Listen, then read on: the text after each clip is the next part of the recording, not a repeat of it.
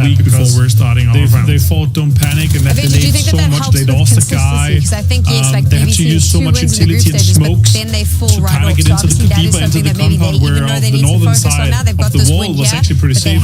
One smoke on that big kind of opening, or a flashbang into one of the houses that was being covered. Yeah, and they would have had the opportunity to maybe even hurt this BB team and breaching the combat, because you know for sure for how they played this, a player or a few players breaching on the east side. You know, they could have pushed them down more than one team in a forcing BB team and Don't Panic fighting on the south side. There's going to be a timing where there's a little bit of different approaches. So we just need to make sure we have a car to, regardless of information to be playing with, was available to them, or four guys alive and approach it that way. Based on, you're going to be able to see what a game like this where you win and get 7 kills on the northern side. Really good effort from Ascend as well. They closed that down and make the other teams fight each other, and first Eternal Fire, then kind of do that last panic and have all the way through then, and they were actually standing with utility, getting so many kills outside of the compound as well. And BB team claiming wins on Ergal, but now we move to the wild card maps. Tego is first of all. So why do we call them the wild for them in terms of kills? It's good. We see the other guys really activate already. So yeah, it's chance in this case. The newer a lot of teams have started off running Mark to get those points, and for BB team, 17 points on the board. They're going to be happy with that. It's a good start because they don't have a lot of time, right? Less games than they're used to in the group stages in terms of what they know they have to do in the maybe next trying to claim those sort of prior. Yeah, they've got the freedom to sort of move a little bit now. They might have just started a little bit late. Maybe they didn't hear the bang when everyone started running. But yeah, this is going to send them right up the leaderboard. Fourth place for them, that's a good jump. That's 11 places, top place for them. But there are familiar names staying at the top right now. Do those familiar names continue to stay at the top as we go to Tego, or do you think that there'll be a little bit of a shake-up? Sort of shake them, but everyone has a sample size and Martin said actually Ascend second place. I think it could have maybe got a little bit more. They opted to push into the maybe some of the unheard of names, some of the, if they stayed on that north side of the wall, they would low down the leaderboard. You've got to remember, let's got out of maybe the urban fight half of between them and even Don't Panic. I think they might want to take that one away, but it's a good start though. So some of these other teams might have the opportunity to shine. I'd love to see maybe Hypebeast get a win from here as well. But if they knew that there potentially was one Eternal Fire guys down to Tego compared to Rondo, they're definitely more aggressive on the Rondo stance. And let Eternal Fire fight Don't Panic, so they could third party looking good already. And maybe looking good. Don't Panic and BB team come out and swing that last one. They're 4 teams you need to maybe put the brakes on. They have to use so much half of a chance to ensure you get in. Avenger, when you take a look at the sort of the bottom of the leaderboard right now, it is only 2 matches, but these are teams that were on the bottom of the leaderboard through the group stages as well, and quite considerably. They weren't up in that mid-pack fighting, so close to qualifying. Do you have concerns for them? I mean, are there teams in those names that you think, well, we should see them improve and we should see them move up the leaderboard as the day progresses? I'm constantly concerned for all of these teams because they're going to be playing on maps that are pretty hard to play. Rondo and Tego is difficult. You have a lot of predictions around how Rondo works and how predictable it is to land ratio and how phase 4 and phase 8 shifts. So that is terrifying to play. But if you told me that our current top 8 was going to be the teams that was going to go into the finals, I wouldn't be surprised. Maybe a little bit for Tego Esports. They have had a fantastic start, and I hope they continue their momentum. But I wouldn't be surprised that would be the 8 teams. You would have, the consistent teams and maybe a few surprises or underdogs that sneak their way in there. So I wouldn't mind that. But obviously, like once we get onto the Rondo and the Tegos, that is really where you don't want to throw it away and don't want to take your chances. Like if you're contested in a hot drop, just don't take your chances. Like this might be the map that you might, for a fun chance, run away with 10 points for a win and some kills, or run into like a situation where you get a lot of kills because players are not as familiar with the maps and are not as comfortable as they are on Wrangel and Miramar. So that's I love playing them. I actually think they're great. There are some changes in terms of land ratio and stuff I would like to see improved, but still they're fantastic maps in terms of how much terrain there's played. But yeah, we'll see. Everything's getting started here, and we're going to have a pretty easy playing path here for Tego. Yeah, it's not a bad playing path. Again, it's coming from that sort of west side up towards the east, goes right through the middle. Pretty much all of the most of the teams are going to have their main drops. I think the only other team that, for me, Martin's on the outside bet at the moment, I wouldn't have expected win or die, on that right-hand side of the table. For me, I think they need to be a bit more like a beagle. They need to get hunting, trying to go get some more kills. I think they're playing a little bit too passive at the moment. Yeah, I'd like to see them go out and frag in here for sure. That's the big case. Some teams are a little bit close to each other here, but it's, again, in the case of not potentially being able to get into your usual spots here. A little bit of contest, though. So let's see if it's going to be some crazy things happening. Some car stolen, maybe. I think just to be safe, we should be throwing it over to Calaris and Topi here if we get some early action. Yes, thank you very much as we head down to the roads here on Tego, game number 3, and already a few shots coming in from Shroud to see if he can catch Kref on this move through. I don't think he's going to be able to hit them, though, with the iron sights. If there's a guy to do it, it would be him. He has kind of been the one that stays alive and try to get some extra points for the team in the first 2 matches at least, but not this case as, oh, wow, Circles are not playing around today. We are going Giga West and potentially to that little tiny island out in the middle of nowhere. Never going to happen. Well, I mean, that's be a first for everything, I suppose. Also, I think there's one tree there and a rock. That's about it. If we can get a POV, like observe a POV of the island just real quick, just to see how bad it is, that'd be fun. It's their time, Toby, yeah. It's better than seeing Exhalation loot. I mean, it's content, you know? We're going to warm up the players for what they're about to witness. This is going to be so tough. Look at the rotations teams have to try and make. We're going to see so many teams go Yongchon over Shipyard to just avoid the conflicts that will be in and around Paradise Bridge and down towards Fish Camp.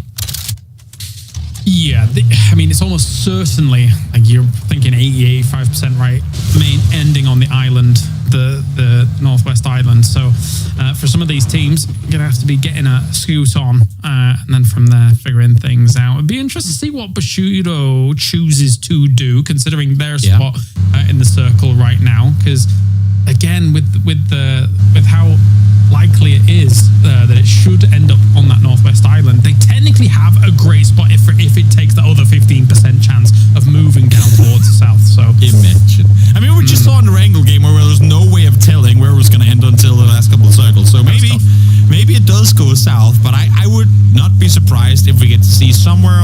I'll say this. We're going to have 2 teams on the south. We're going to have 2 teams in the blue in the south, literally just not daring to go inside the circle before it confirms. And then the remaining 12 are going to be sat safe towards the north. Well, some of those teams that are in the south that are moving north, maybe Balkan Eagles, trying to go all the way to maybe Walsong, just get themselves some vehicles on this emergency pickup. Won't be surprised about that.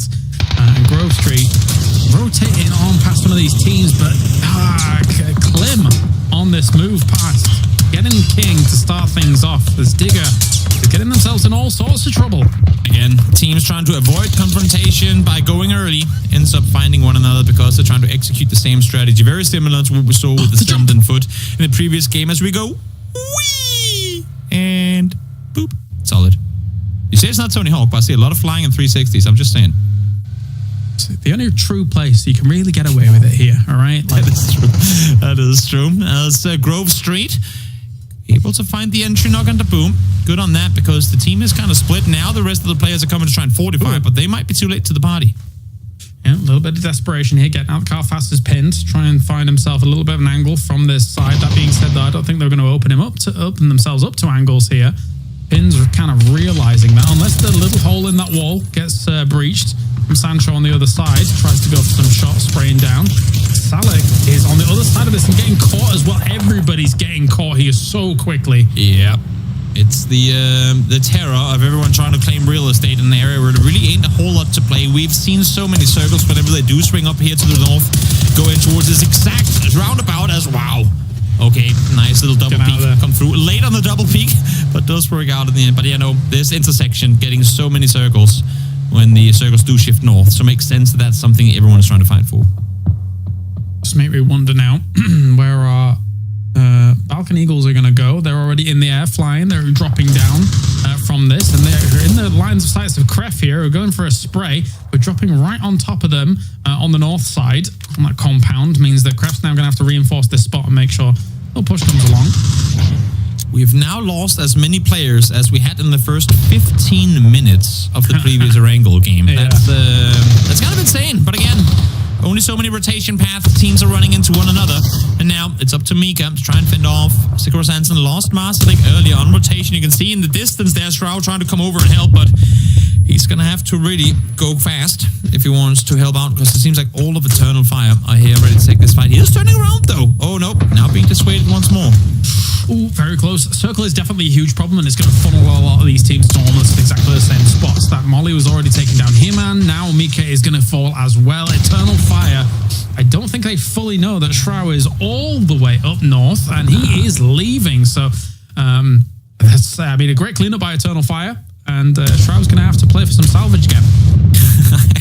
Not the first time that's happened today. This time around, though, it wasn't in a lack of wanting to go help his friends, but the entirety of Bushido was shooting at him whenever he tried to get close to the compound. A little Pixelic tribute there as a bike. Not as effective when it's not blocking a door, but at least here, making that room uninsurable, unless if you do up to go up on the bike or blow it up, I suppose. I like the block with the bike. It's nice. It's cool. Don't like that though. Voxic running over Vaso. Grove Street. Got to figure out how to park their cars better in order to avoid stuff like that from happening. Balkan Eagles, in the meantime, of course, well aware that Kref is kind of eyeing this position. So good on them to keep eyes open. You see, kind of looking in all directions right now. I just have my concerns for Balkan Eagles because, again, I thought they were going to drop more north and then maybe go for vehicles, but they decided to go more central. Yes, it gives you and affords you a decent compound that it wasn't held off by from Kref, but you're going to have no vehicles for any transition, so you're hoping for these circles because everyone's so squished up already in the middle of that circle.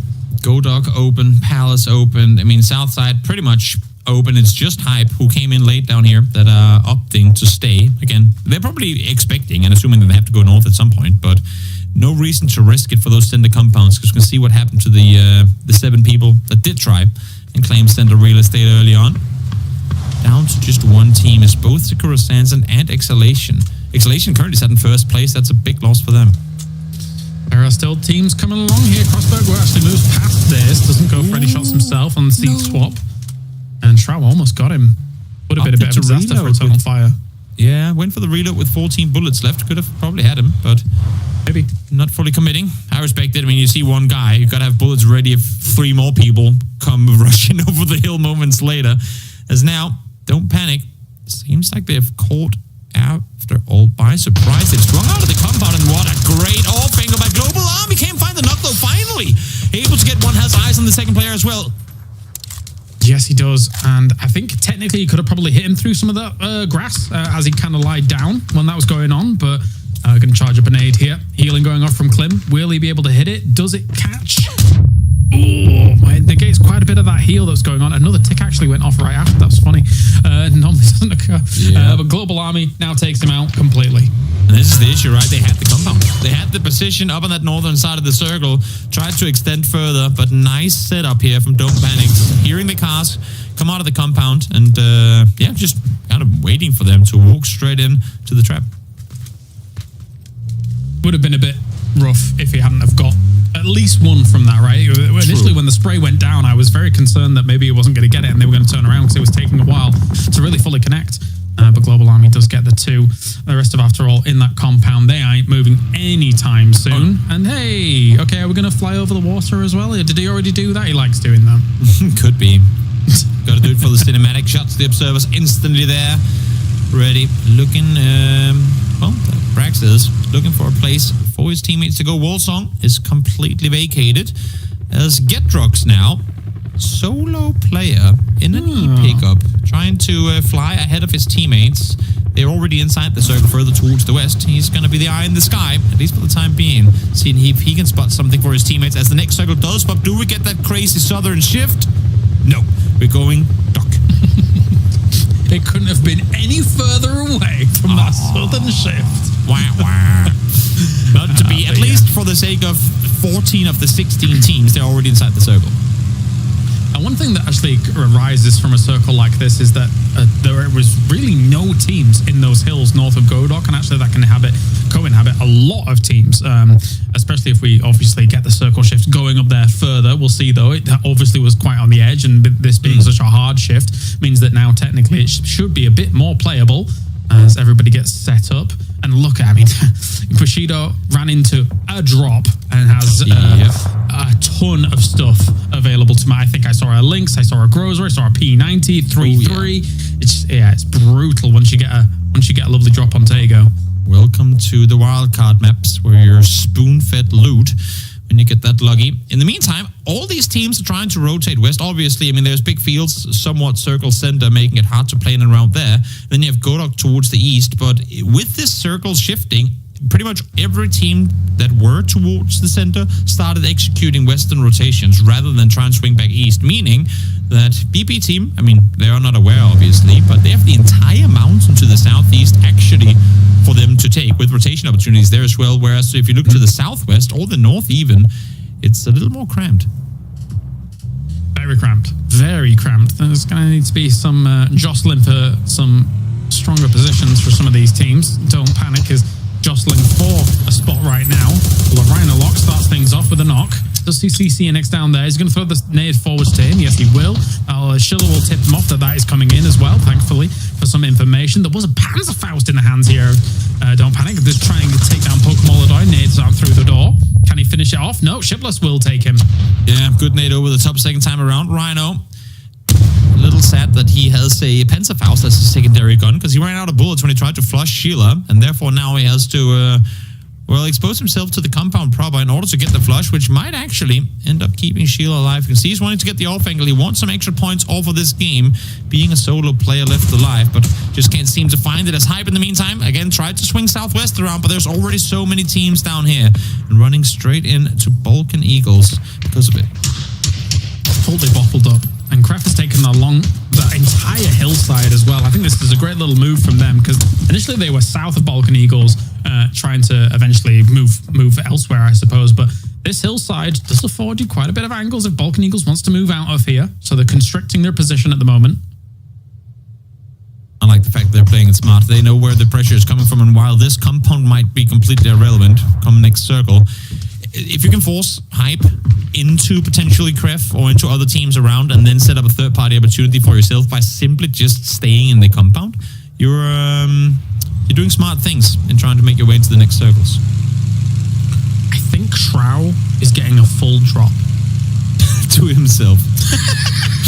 Yeah, he is. It's right on top of him. It is. Whether it be a flare gun that he called in or not, I'm not sure, but it does look like he's vibing. You know what? If you're solo player prone to in the very center circle and you use a flare gun, good on you, man. You're a brave player. Circle, wow, swings southeast, and this is what we're just talking about. Look at how many of the players are concentrated towards the west. There's so much space down towards the east, down towards where BP team are now making their way on up. Of course, the cover there is not great, but now it's for the teams coming in from the west to find an east side entry to Godok, because the west is fully occupied. There's actually quite a lot of entries into Godok. You can crash into a lot of spots because a lot of the buildings are very low. Shroud, though, is on the move as well. He's trying to come in against Foot Esports.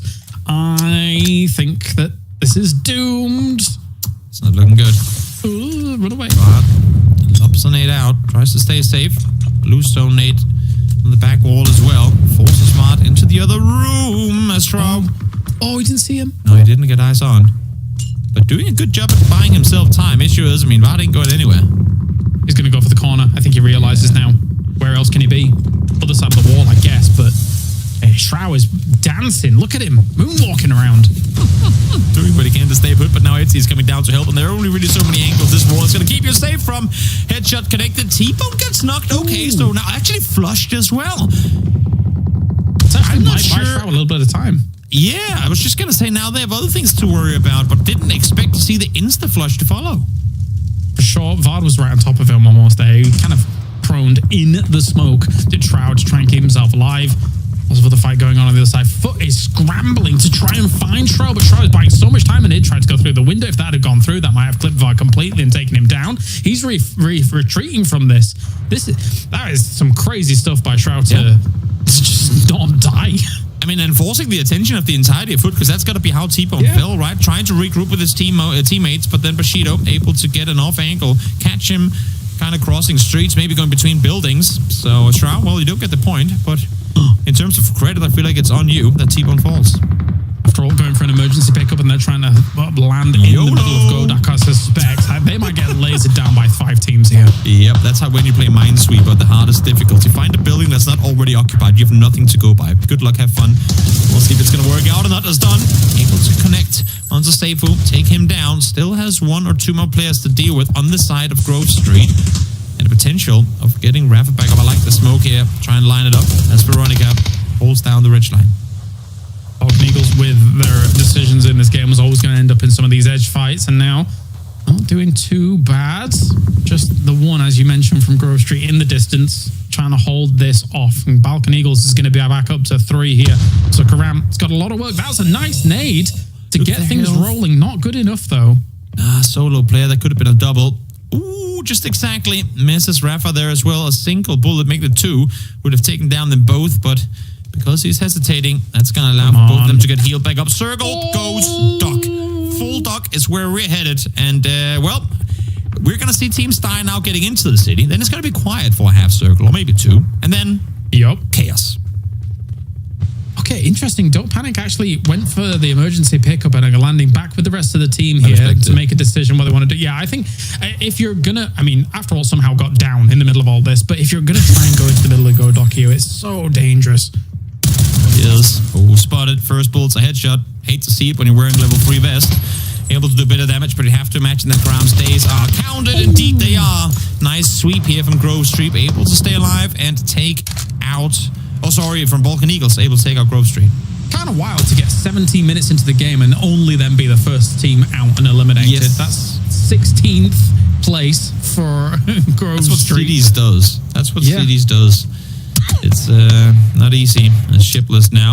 That's his entire team alive again, as you said, James. They opted to disengage from the E pickup. Now back towards the northwest, but sat in a stalemate with the upper. I think somebody's got to drive. You got to get out of here. This is just going to cause mutual destruction for anybody sat on this side. You've just got to get into Godak somehow, some way. Just got to go, Doc. Nothing else about it. There's Nail Up. There's always a snake outside the circle. This time around, there's Nail Up waiting for them to make the move. Great positioning for him. He does not know, though, I would imagine, that Odin is here. So maybe he gets to pay the price as well. There will be Don't Panic that I assume is going to gamble for hills and fields on the north side, but there's not a whole lot of cover there compared to middle urban. So that will be a gamble. They're coming in from the north side of all of that. Yeah, you just gotta, I mean, there's no... This circle has almost perfectly shifted out anything playable towards that west side. That isn't where Bushido is. You can try and move your main north, but you're going to be seen from there as well as the links. Love to see those. In hand of Bushido, looking towards the north. You would imagine they heard the cars coming in the south side, but they're all looking north right now. They're all looking north. Did they not hear this car? I don't know. I guess not. I'm not sure, but well, Odin falls. That should allow for them to look south. Now shots coming the other way. They just wanted to make sure they didn't leave any snakes behind. Not bad on the south turn. Let's see what they can do with it. I mean, for Balkan Eagles, I think that their time will be to move now. Let's get this going, because we can't just stay here with the blue on our heels. But where are we going to go? Because already shots coming in. Rafa's gone down to Crossberg and Quepka. With a big spray potentially coming in against this other car. Seeing what they can hit. Ooh, almost flipped. Things got scary there for a second, but able to make it at least to the... Oh, never mind. They actually get all the way inside to the city proper. They're now sat here as well. 14 teams make it 13 inside the city. And now, well, you sit in your house, you wait for the next circle to pop, and then you pray that it goes your way, because if not, well, you're probably going to die. Look at the minimap. This might be the most packed urban finish I've ever seen in our region. 13 teams in Godak. It's only Don't Panic who aren't here, and they'll get here in a second. How do you play this? Like, you're just hoping that you've got a good compound in the middle. You're trying to steal everyone's util if you do end up to be in a fight. Balkan Eagles is somehow taking out Eternal Fire on the edge of this. That's a recovery and a half here from Veronica and Don. Definitely. A lot of teams, despite having been alive for a long time, are going to be going away here with close to no points, because I mean, pushing from building to building, it's not easy, especially when shotguns and blue zone nades are about. I think that's going to be the name of this. You got a good util, man. I said it earlier. Util is good. They got to have it here. Well, Don't Panic still cannot really find their exact entry point that they want. They waited a long time on that northwest side, and they've tried multiple angles, but they can't quite find it. They've lost shipless in the distance. Global Army is still alive, yes, but you... Yeah. You know what's the most impressive about the fact that we have 13 teams in Godok is the fact that Ascent and Win or Die has literally got 2/3 of the city to themselves. Yeah. It's 11 teams that are literally caught in 2 blocks. 11 teams. Yeah. It doesn't surprise me a huge amount because of the way in which Shroud's still alive somehow. Because when it shifted northeast, so many teams were coming in from the southwest, right? Exactly. So they all kind of crash into that corner, and then when they found their buildings, they're like, okay, well, we're staying here. We're staying here. We can't really move because we know other teams are already next to us at this point. So you just can't move in a lot of these moments. It is actually insane. And here we go. Building clearing 101. Have a teammate there to help you. Nice on Celtic to wait for Medibay to arrive as well as they do get spotted. Cino on the top and pin. Perfect lineup for him. Able to get the double. Only gets the confirm on the first. Can't run down the stairs because he blocked himself off. But that's going to buy himself some time to get reloaded and get set. What a great setup there. That nade nail got a little off. Yeah, a bit of a shame that, but might have just secured himself pin a P90 as well, if he can get things rolling there. The Molly does go through the window. Is he burning? Yes, he is. So, doesn't even need to pop the heal just yet. He realizes another push is going to be coming, so he needs to prepare for that. Blinded? No, it actually went over him. He doesn't realize Pin gets the third. His Iro down. He's just waiting for the last one. The last one. Yeah. If he gets a 4-piece here, he gets a 4-piece. It's always a combination of mistakes on one side, skill on another. Nice blue zone, though, utilized here. Able to get the first one. Nailcop should be able to get the first aid off. I say that, but... Oh, no. Just exactly able to get it off. Pin's playing a blinder here. If he can kill all 4 of Bushido, what a huge hold this is. Yeah, the alternative is a 0-point game, right? These are the first points that Exhalation are getting, and as I was saying, they're set in first place. They want to keep this going. They want to stay up in the top so they don't have to worry too much about the games tomorrow. As the circle swings towards the west, Ascent able to group up towards the eastern side of the city, backfilled now by Don't Panic as fights happening in the city once more.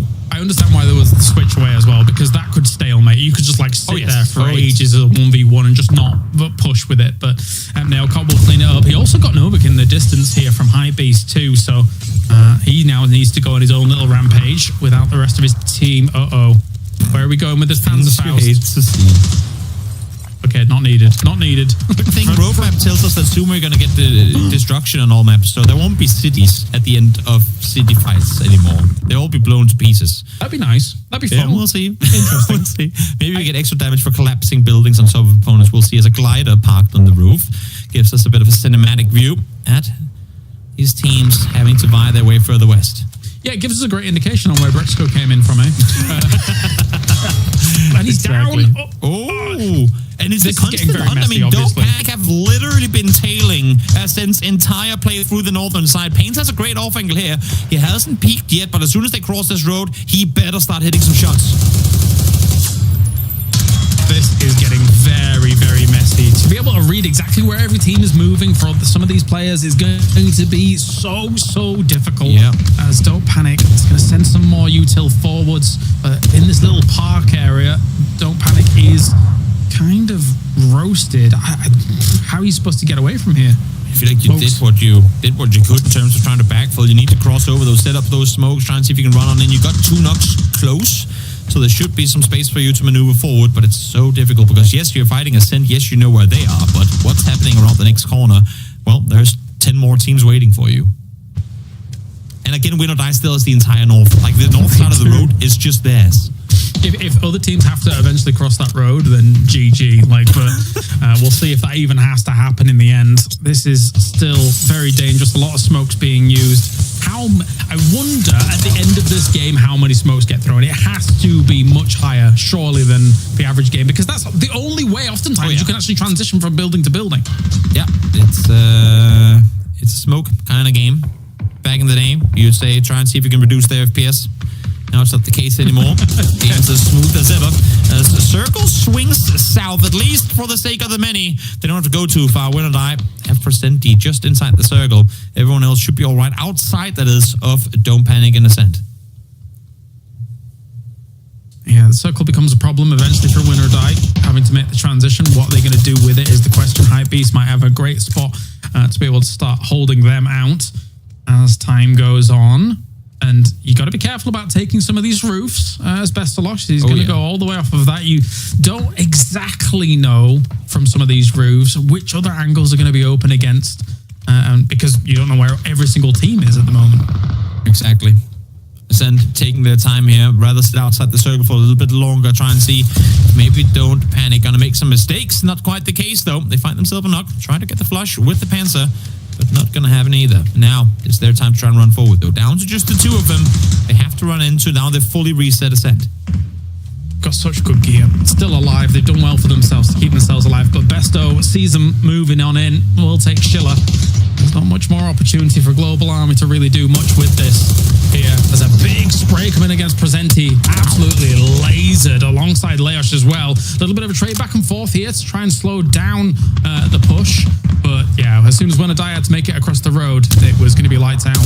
This is Don't Panic with nice timing. They do get dealt with though. Great adjustment there from Pains, realizing, wait, we actually have another team down here on our side, still two. It's BP now try to come up and clear this one out. Pains the last remaining player.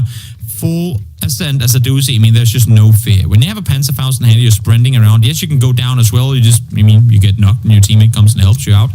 You are feeling practically immortal with teammates alive and a Panzer in hand. Yeah, especially if you think you have the numbers advantage, right? Oh, yes. Then suddenly the trade becomes super regardless. You heard the boom at Doozy. Again, no fear because there's no way he should be losing that.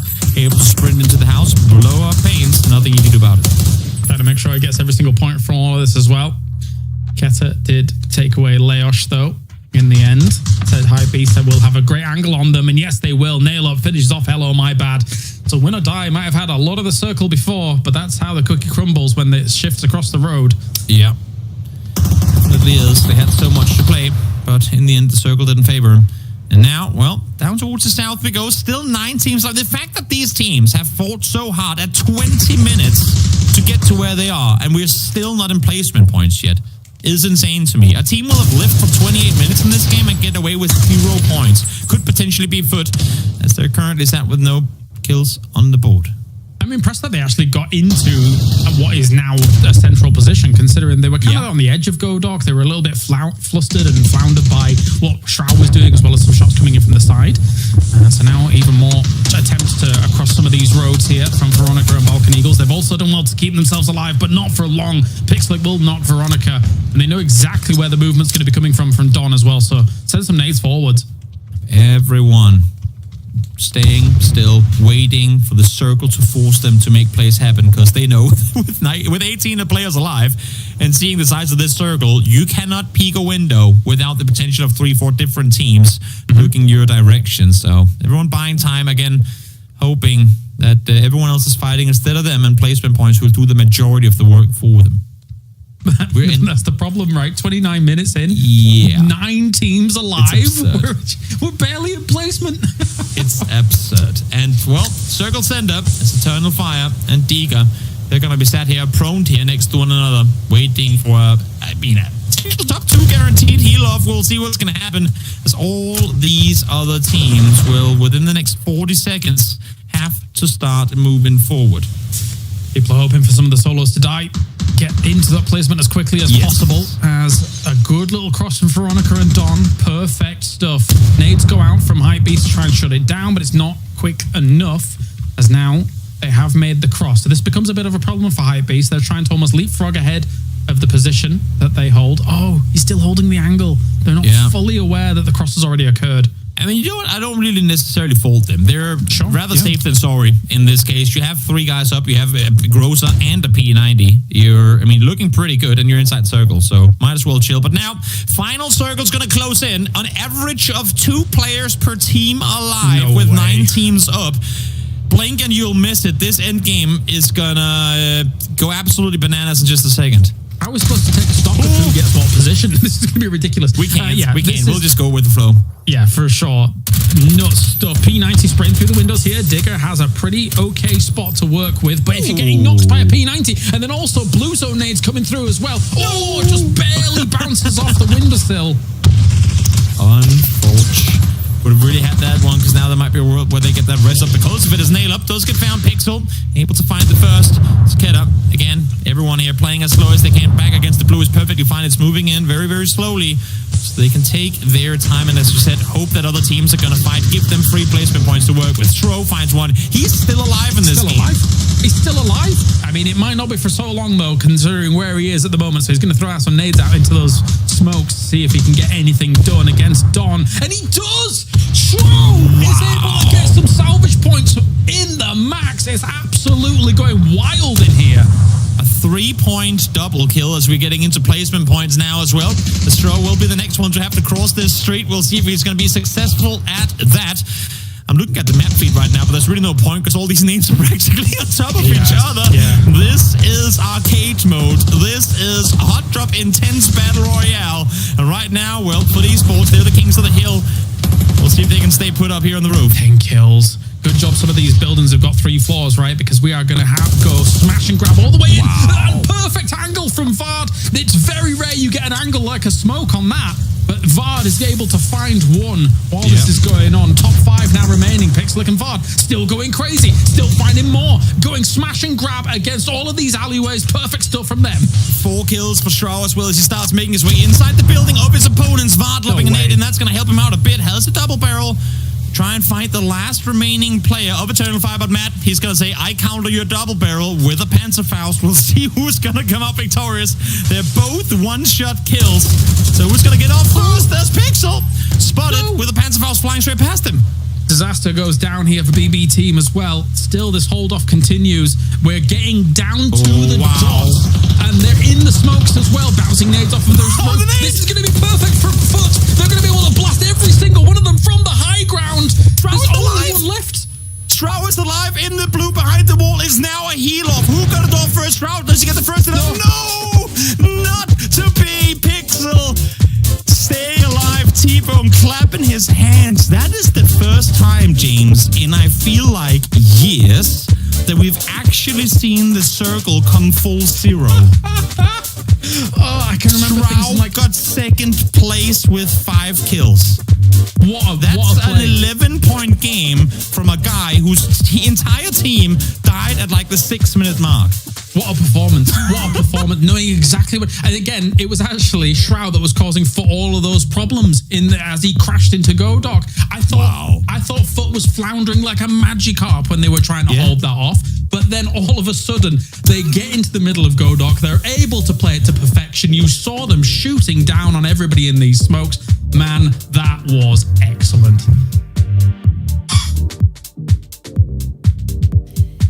WTF, Mark. WTF. What was that? T-Bone with 0 kills as well. Absolutely love it. What an ending. What an ending. The guys are right.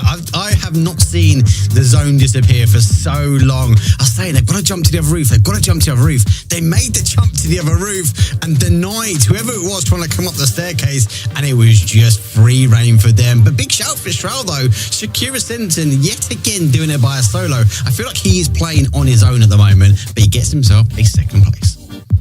Avenger, that was mental. I was busy writing a note, and then suddenly we had 2 teams left and it was done. And there was like 9 teams as I was writing a sentence. Like, what an insane ending. Yeah, you love these urban endings when stuff like this happens, right? And especially keeping 1 nade for that because it ended in the street. That's just beautiful. I absolutely love that.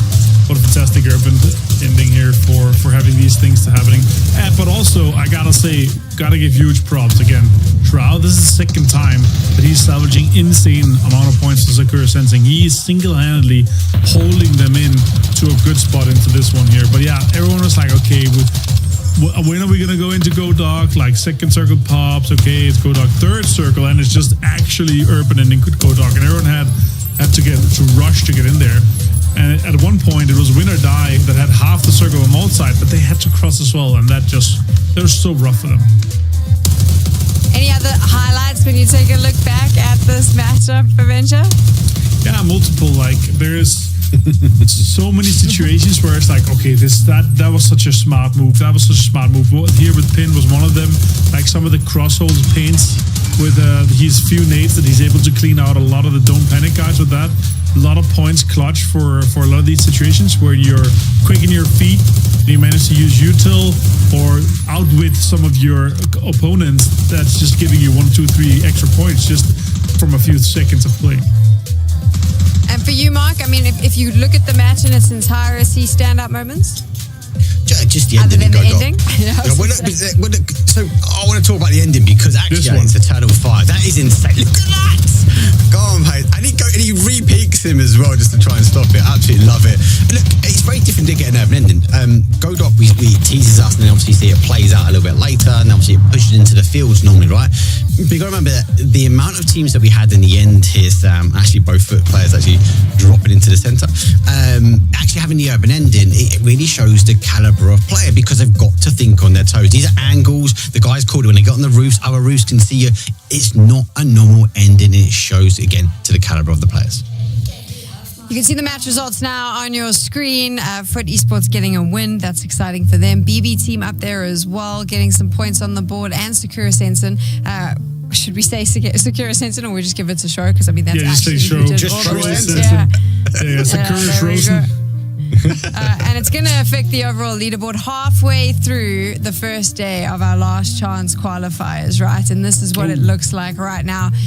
That is so close all the way from like first, or I would say to fifth. It just shows the level of competition. We've spoken about this before, but look at those 33, 30, 30, 27, 26 mark.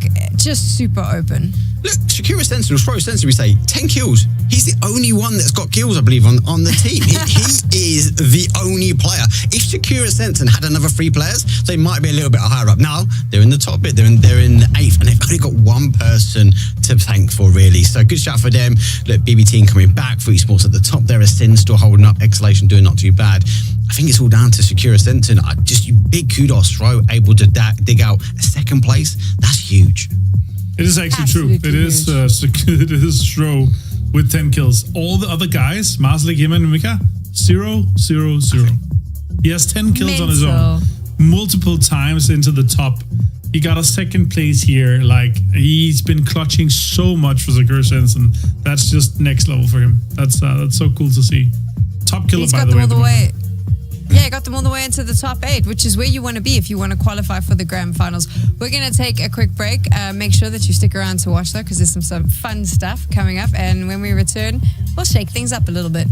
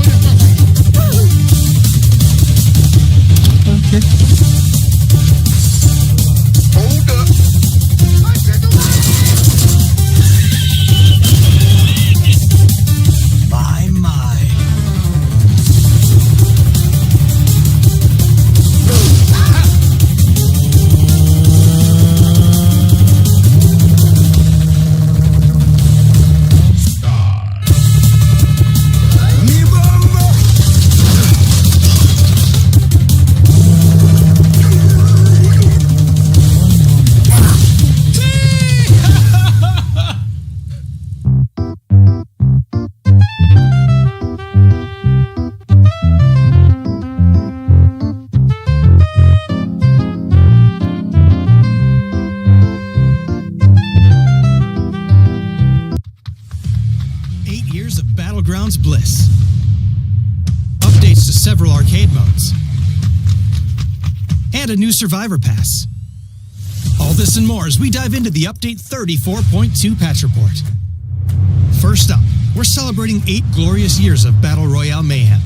You'll find anniversary decorations across the various maps and on some of PUBG's most iconic objects and locations, including care packages, energy drinks, the plane, and various locations across Erangel. The starting island also features an 8th anniversary BaubleBot statue with special golden grenades to throw at it to see your name up in lights. We're even collaborating with M83 for a brand new BGM track for the anniversary. This milestone wouldn't be possible without your dedication throughout the years. So on behalf of the entire PUBG Battlegrounds team, thank you for 8 wonderfully chaotic years.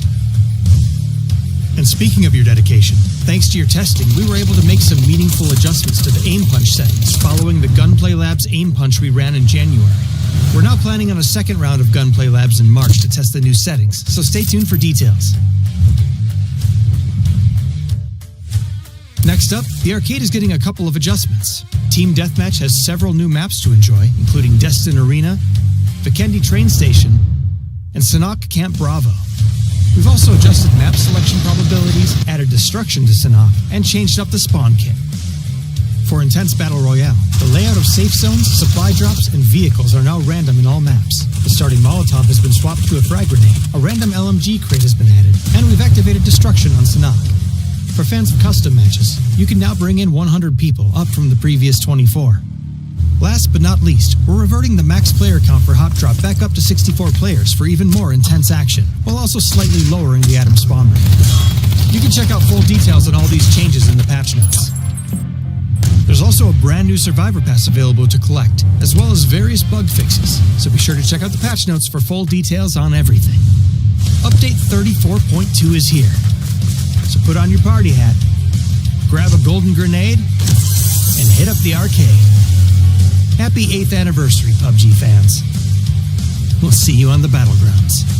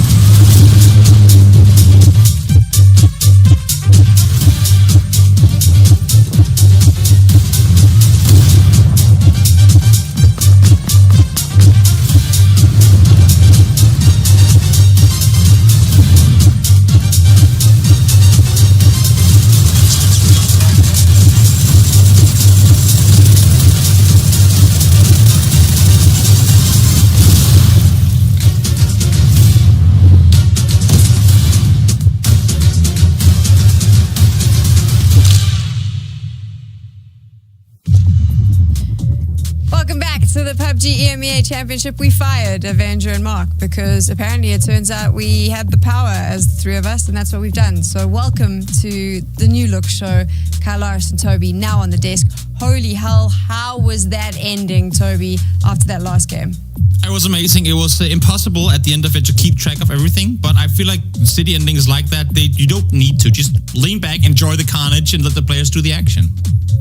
I am interested, Carlos, from a casting point of view. I mean, when something like that happens, how do you not just completely freeze and go, what the hell is happening? How are we going to get this communicated to the fans? Yeah, it's a great point, because at that point, we're just kind of winging a lot of what's going on. It's very rare we have that many players alive at that phase of the game, and then for all of them to suddenly end up in Circle 7, Circle 8, even down to the dot, right? But, I mean, Foot played it to flee with the roofs. They knew when to go to the roofs. And I think that's an important component of it, because if you go too early, you're going to get blasted by 8 teams or so.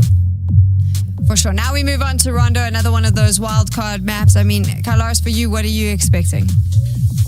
Someone different in Neox Faction Test Track, because Na'Vi and Twisted Minds are here. I think it maybe Sakura Sensen might go over to there. I mean, that's a good opportunity for them. But let's take a look at how everything's going to drop down here, Toby, and see what's going on. Only the one playing path for us to go. Sakura Sensen? I thought you were talking about Shro Sensen. Or am I wrong here? That's the only team that I know anyway. In any case, yes, it is in fact a Eastern Plane. Not burning. There are not 2 of them, just the one. And, well, conveniently enough, it's going to allow you to go pretty much anywhere you want.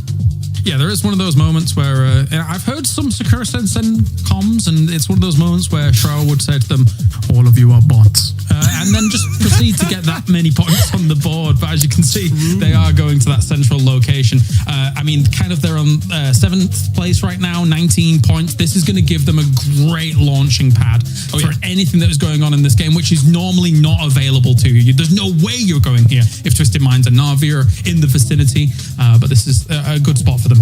Exactly. You see now, obviously some of the teams trying to flex out towards the west. There could be vehicle contests, but not really happening. I mean, Exhalation are going to go towards Yao 10. They should be all right. Up towards the north side, Kref there as well should be good. So despite a somewhat Eastern Plane path, oh, wow. Again, I mean, we said in the previous game, these circles today, James, they do not mess around. Yeah, like this really gives us, I guess, a bit of a curveball. We have seen quite a bit of these southern circles around Hongshan and things like that, but this is very south. So there is the potential that we get something a little bit more spicy from this compared to what we're used to, due to the predictability of circles on Rondo. Exactly, and with in the previous Rondo that we had last week, a circle went down towards here as well, but all the teams were coming in north side. I think this time around we're going to see a lot more teams try to do those wide grabs, either through Jadina City in the east or towards Long Haul towards the west, try and come in and claim some of that south space, because there's going to be a lot of it up for grabs once these teams start centering up. All right, and with that, we can head over to the commentators to bring you it. We've rolled the dice. We've got Mark Powers and Avenger on for the next 3 games.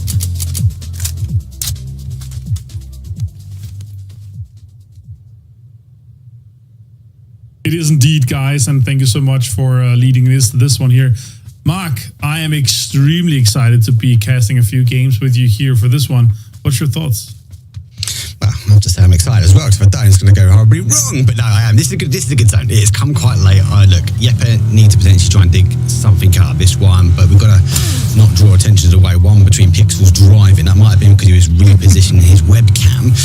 But 2, BB team and obviously Foot Esports are also in that. So 2 teams you don't really want to be in here. So Jeppe's going to try and get some position quite early.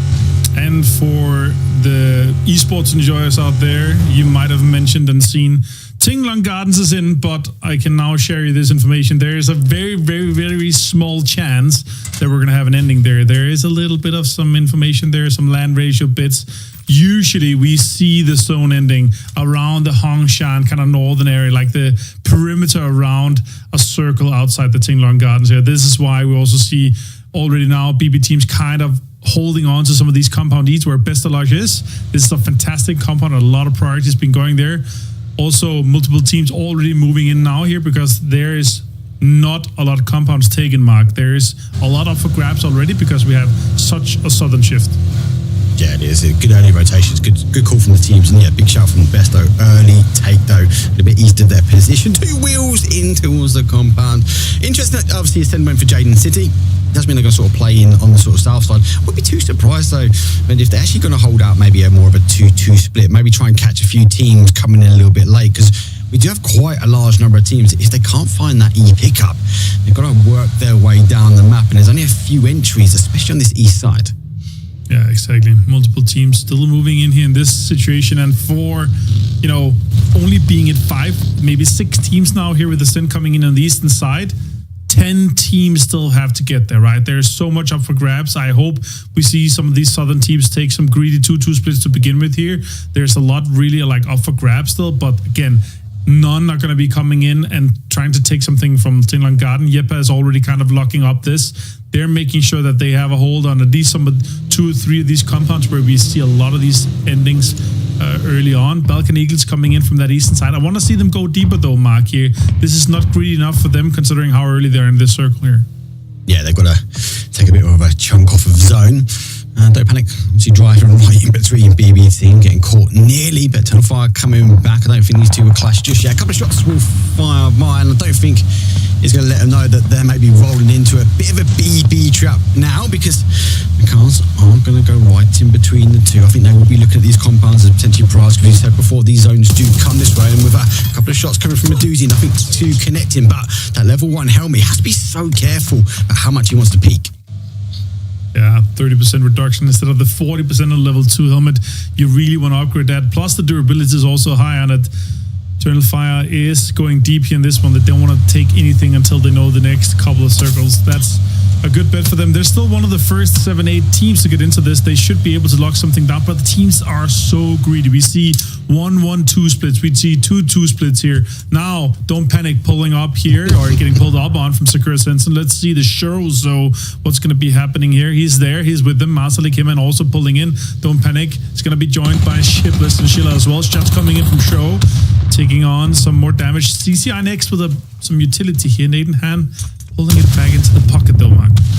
Yeah, this is a bit of a powerhouse battle. T-Bone getting the first knock from the other side. Dive fair party coming in. Volstro is leading the charge, but he's in the top, and now with that knock, he has to get down. Martelek looking to try and find an opening as well. Don't panic for me though, Martin. They sort of sat tight. They've got into the compound. They now go for the swing. Sheila nearly catch him. He does catch him. Heeman goes down. Sheila going to throw the molly, and is it going to fall apart? Is there only one opportunity and one player here from Sakura Sensen that needs to survive? And at this point here, Shro, just take a car, just drive away. You're going to get into the late game. You're going to get the kills anyway. Heeman is out, and he's going to get pressured here. Utility's coming in hand. It's such impressive play for him so far. Can he make more out of it happening here? Not sure so far. Oh, a little bit of a nade coming out. Could put some pressure on to Don't Panic. Micah has some backup in the distance here. He wants to pull him out. They want to disengage from this. They want to try to salvage some points from this. Already lost 2 players. No point at this time in the game with just one zone being popped here. They have no information on the next ones. They don't know if it's going to end here. Foot Esports is greedy, of course. They're going to get out, get some information, pop some tires, maybe see if they can steal a knock or 2 and put a little bit of impact on the 2 teams fighting here.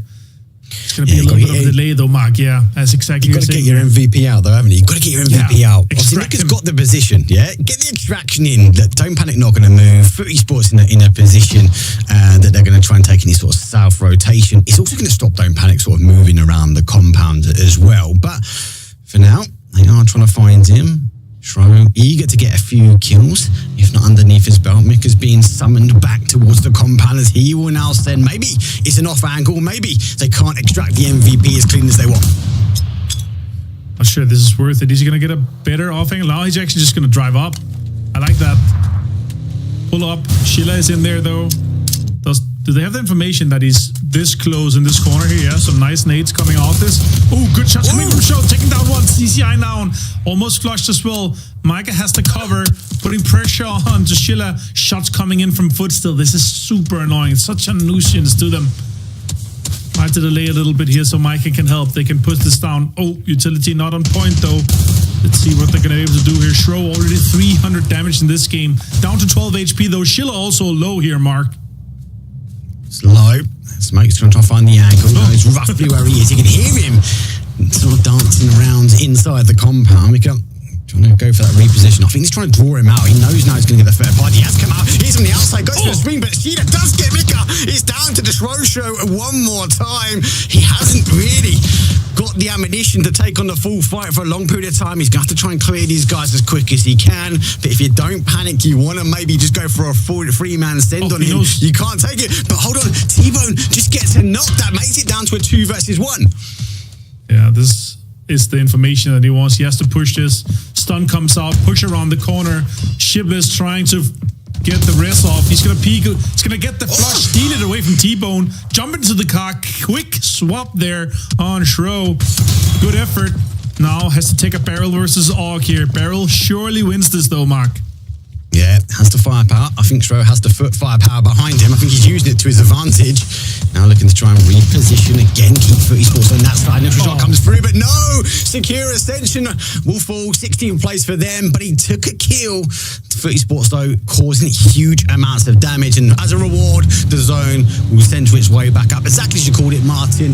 Looks like Hung Sang. And obviously the split, though, with our BB team, obviously already positioned a bit further out. They're going to be happy with that zone shift back towards them. Yeah, but they're still holding on to an extremely greedy split here. 1-1, basically a four-way split since Molotov and Adus is also splitting Hong Shang. Multiple teams moving in. Foot in the north side. Eternal Fire here. Shots coming in from Keta, though, onto the Balkan Eagles. Can they have an impact here on the eastern side of the zone here? Shots coming in. He's going to get knocked. Spooks is going to take down Novik. That's so unfortunate. No, though, he followed the car and then he just gave away his position. Spooks able to go for the peek past the tree. Ketsa, though, takes some initial. Spooks gets nailed as well. Another knock. Ketsa has to reposition the car now in order to make sure he gets the knock in tow. But then Spooks goes down. Ruff and Don, the final two now, but they're a little bit further afield. It might actually give the opportunity for Hypebeast, if they can, if they're quick enough, to maybe get one of these races back in. Yeah, this is rough for Balkan Eagles. They don't have the information just yet. They really don't have the terrain advantage either. Don has the information on Arches, but he has a far way to go. No vehicle. It's kind of broken. It's smoking as well. He gets Rafa down though here. And now it's just up to Don for Balkan Eagles. Can he make an impact here? Or is he going to leave it to them? Keter flushes Spooks, and now it might be a good reset for the Hypebeast boys. They're probably going to be able to get this up. They're probably going to be able to get at least one. I'm not sure if they're going to be able to get Novik back on his feet. Again, more shots coming in. Good hits here. No helmet left on Don. No. Don's going to have to trying to find those confirms, isn't he? But he knows they're going to be trying to get the res now. For me, get the helmet, get the car, and try and get to Rafa. I know you've got options here. You can maybe go center zone and hide out. But he knows they're going to have to go for that res. For me, I think he's only got one option. That's to try and play at least out as a duo. For me, helmet, car, try and get the res back in. And now you cue the Jurassic Park theme song here. The beautiful takes here on Rondo with Brex getting some information here. They're on the southern side. It's going to go effectively away. You can see here on the right side, there is a bit of, oh my God, okay. Get taken out, get pulled out here. Doozy shots as well. Don't want to get in for any information of that. But as you see here with the split, BB four-way split. It's very greedy here in phase 2, Mark. I'm not sure how long more they can keep a hold on to this here. Brex continues to show us a little bit of the terrain here. Really good information on the southern side. Ascending the guys, they're still holding on to a location that is in zone 4, going to be pushed out. These high ground locations are considered land ratio spots, so they're going to be pushed away from them. That's why we don't see any circles on those southern sides. And Don, this lone man to be surviving here. He managed to get away from Eternal Fire, but there's still the Mad here on the road. He might be able to grab some points here too. I wonder if Brex has been caught by that EMP, you know. He's gone into it. He's juking his way back out of here. But back to BB, that split, yeah, you're right, it's huge, right? It's only going to take a team, especially with the next zone shift, if they're in to identify, if there's a solo there, maybe make the push. That could be the downfall from BB, but it's a risky game, right? We've seen the risky games between Michael, between the Mythoff and Secure Stenson, right? I think it's like that. They're either going to get it really right, or they're going to get it really wrong. That zone shift down towards the south, that means the north are going to find somewhere. If they can make enough noise now, maybe they send teams that creep all the way around the outside of them and actually try and again hold out a huge amount of this zone. Good shots coming in from both sides here. Hypebeast, Eternal Fire, Naleb, a little bit more damage output, but lost a helmet. And when I die here, they're going to be coming in on the northern side. This zone, though, it is huge. That shift means that the teams know that the next shift is going to go away from that southern side.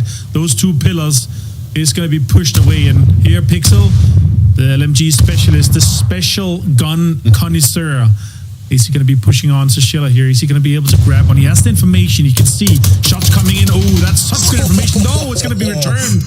T-Bone's going to take down Shilla. Shipless, the last one here, though, Mark. Here's the last one, but he's not going down without a fight. Shipless takes on VAR. T-Bone now has to hold in case he tries to make the push. Now goes the nade, goes out looking for that confirmation. Makes a position round, and T-Bone still holding the higher side. Pixel trying to get the adjacent angle. The smokes will give him a little bit of information to go back. But for now here, Martin, it's a bit of a standoff. But let's grab that. AC gets the angle, does get him. They should be able to get Vard back up there. And Pixel so close to the action, we can't even see half his camera. Yeah, he's just seeing the top of his head. I love that. Yeah, after all here, they are going to be taking on Foot here. They know they're a little bit hurt. Outside the circle. For me, this is not a fight that's worth doing. You need to get into the zone. You need to make sure you get some terrain here, but they might be considering this is easy points here. Kref on the other side taking on Digger on this western side of the circle. 3 Vest on Sobby. Shots coming in. DJ taking one. King taking one as well. Kref is falling apart, Mark. Yeah, half falling apart. They're going to move him forward. They had to rotate their way around. BB team have repositioned themselves. King is on top of their hill at the moment. Let's see if he can continue to fight. They've got 2 remain, trying to get the information. They go for the flush now at the moment. I don't think they exactly know where the final 2 are. They are going for the round. There goes the one, and it's going to clean them out very quickly. Digger, Taker, Grief. They need points. They can't be going. I appreciate the passive rotation to a degree, but with no information coming from the north, that unfortunately is the only finish for them. Easy. Yeah, it's picking up here. This fight we're talking about on northern side, phase 3, only 1 damage per second, but after all pulled up on this, it's just not worth it for them. Foot was going to get a reset. They're going to get the rests in this case here, and now they're going to be late to the party. They're not going to have any priority or any foot inside this next circle. They know though that this next circle should be going north because of the 2 pillars on the southern side that counts as land ratio. So they're going to have a little bit of an edge in here. T-Bone though finds shots, connects a lot on after ult. Do connect a lot. It feels like 30 Sports are playing with their feathers puffed out at the moment, chasing down kills. As it stands, they are sitting on that top spot. Good shots though. T-Bone has to reposition. Look for that car. They are chasing down. It's phase number 4, so it's going to hurt a little bit more now. So they're going to be cautious about taking and challenging these teams outside of zone. BB team have consolidated down. Adusi picks up a mortar fire at the moment, and Bushido looking for that rotation in. He shoots. He does catch him at the end. Vard goes down. If it wasn't going to be for a nade, it's going to be for the zone.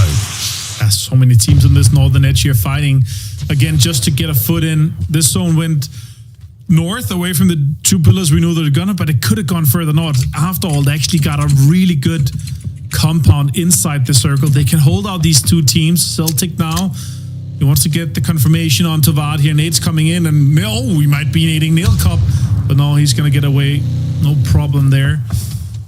Obviously using the QPU here with a silencer on as well. Like, it just doesn't do any sound at that point. It's so silent. You can shoot it so fast. I love that gun. Now, Eternal Fire, though, taking on Balkan Eagles here. Last player done with a shotgun in hand. Mark, what's going to happen here? It's unfortunate. Headshot. Did he go for the second one as well? Absolutely love it. Does pick up the first, but unable to get the flush. But I like that. I like he went for the second player as well. Too many times we see players just try and instantly go for the flush, and that's it, done and dusted. I like that he actually took the fight, Mike. I like he tried to get 2 for the price of 1.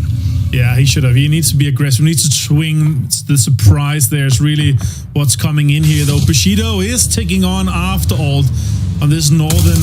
Good shots coming in. Nail Cup took him down.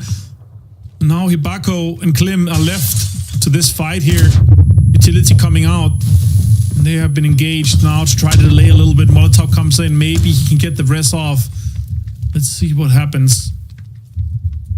Have to wait and see. They have to wait for that money. They know they've got a little bit of time on their side. Nade is Kurt Bushido, maybe charging forward with the samurai sword in hand.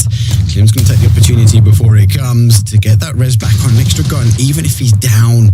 But look at that. Here we go. Does pick up, though, the dancing samurai downstairs. Finds the sneaky opportunity. Little shots will come through, but no other connection. Base position given away. Flash coming out, but reinforcements now fall down. It looks like, after all, done not going down without a fight. This is a really smart play now that the zone is pushing them a little bit delayed. Metabay is going to take down Molodoi. Nail Cup gets it with a blue stone grenade. Hibako gets down, taken down though. Klim, last player from Aftold. Can he take 1 more member down? Maybe 2. He finds 1. That's a stun grenade. He's got to run away. He's white. Run. He has to go down. He goes for the swing, no. He's only got 7 left in the org option to make the run. The samurais are coming. Klim repositions. He does. Great shots, but Bushido swinging, axing down the lion's head as, after all, they're going to fall in 12. Oh my God, BB team, they're third-partying this. Foot was just trying to get in. Now BB team comes in, surprise. HC here, Molotov is going to get knocked and flushed. Phil first out, closer. Nades are coming in though. HC's low. He's going to go down to this nade, surely. Yeah, it's perfect. Right on him. HC down. This is so unfortunate for Foot.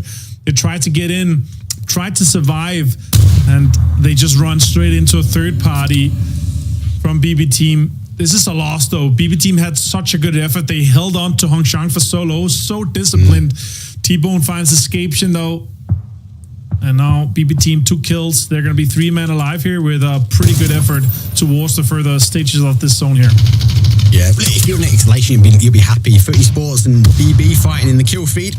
Yeah. Not too bad. Now, obviously, you didn't see on the other side of the kill feed. Yep, taking a nade, though. Pixels down. T-Bone charges forward, and Footy Sports charge on out of here. 11th place for them. But opportunity, as I said, Exhalation, be happy. Footy Sports, our current leaders, have already gone down. They've taken one of BB, so if you kill feed them correctly, you know they're also a little bit weaker. And Ascend now joining in the action as they will try and take the fair fight. Kilika over a couple of shots. Can't quite get the connection onto the final player though for Yepper, who will try and get away.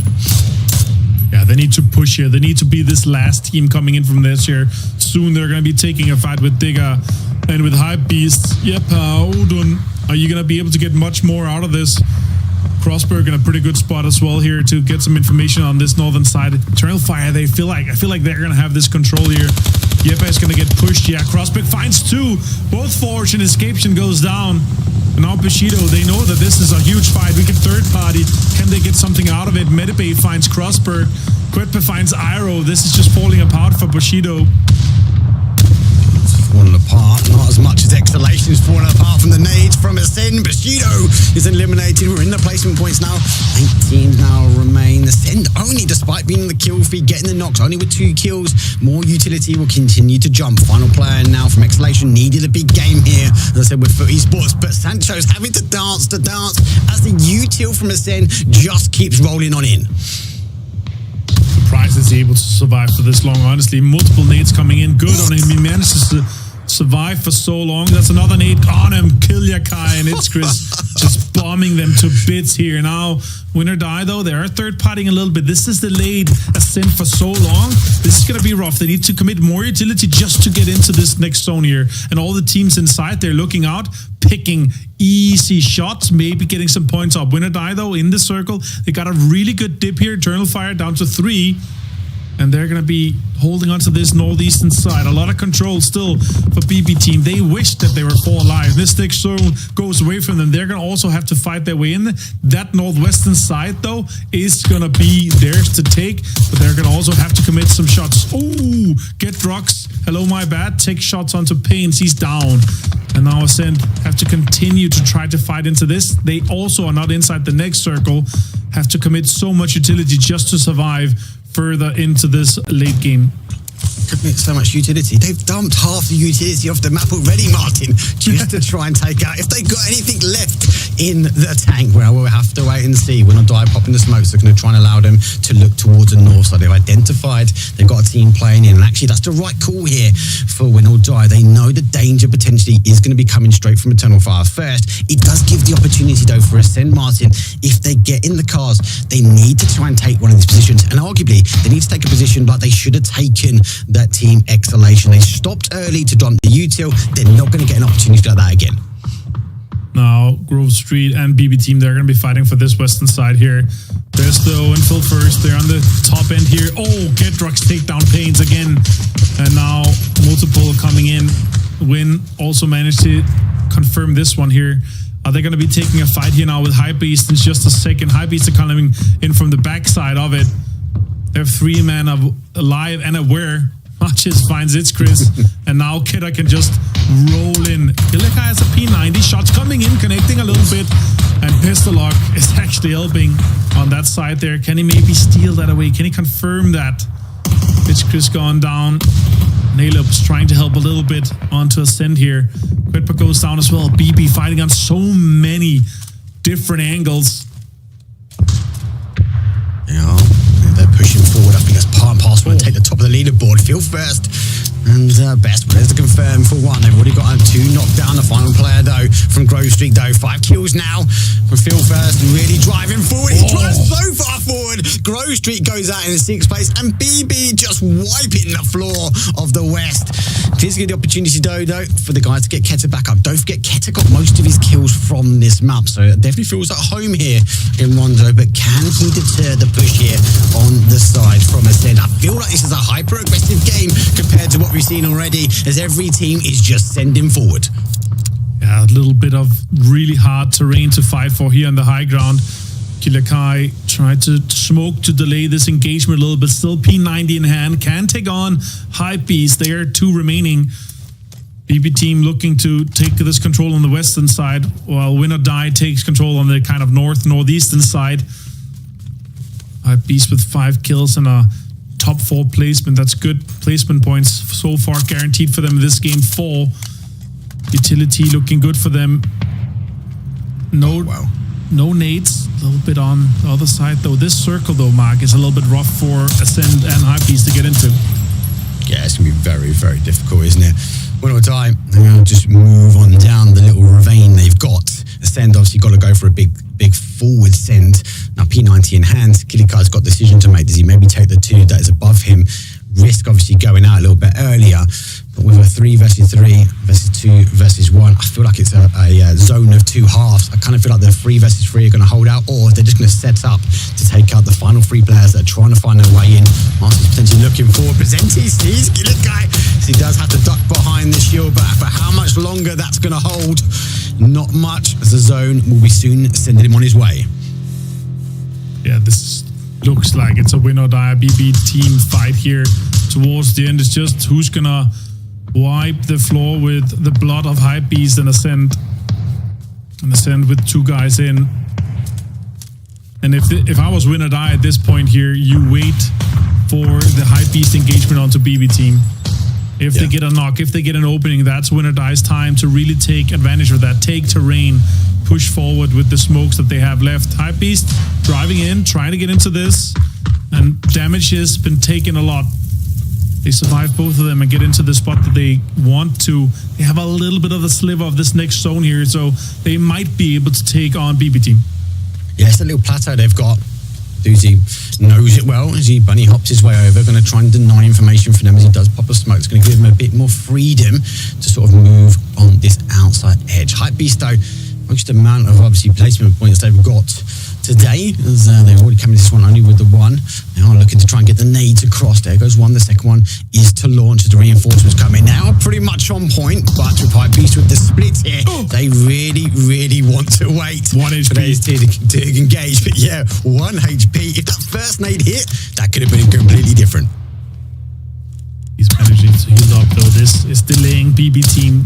They did not want them to engage. They want to try to push them over towards Win or Die. Win or Die also taking a little bit of advantages of that. They are pushing into the zone. They are taking some more terrain. Next zone pops soon.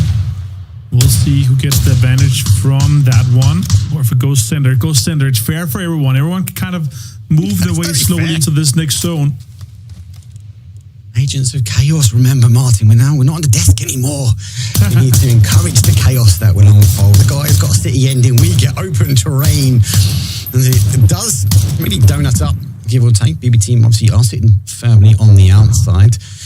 It looks like Hypebeast looking to try and sneak their way into that southeast corner. As I feel like Win or Die must be in the worst position, especially if both these southern teams gear up, line up those shots, though. I feel first eager to remind Hypebeast that he has a neighbor right next to him.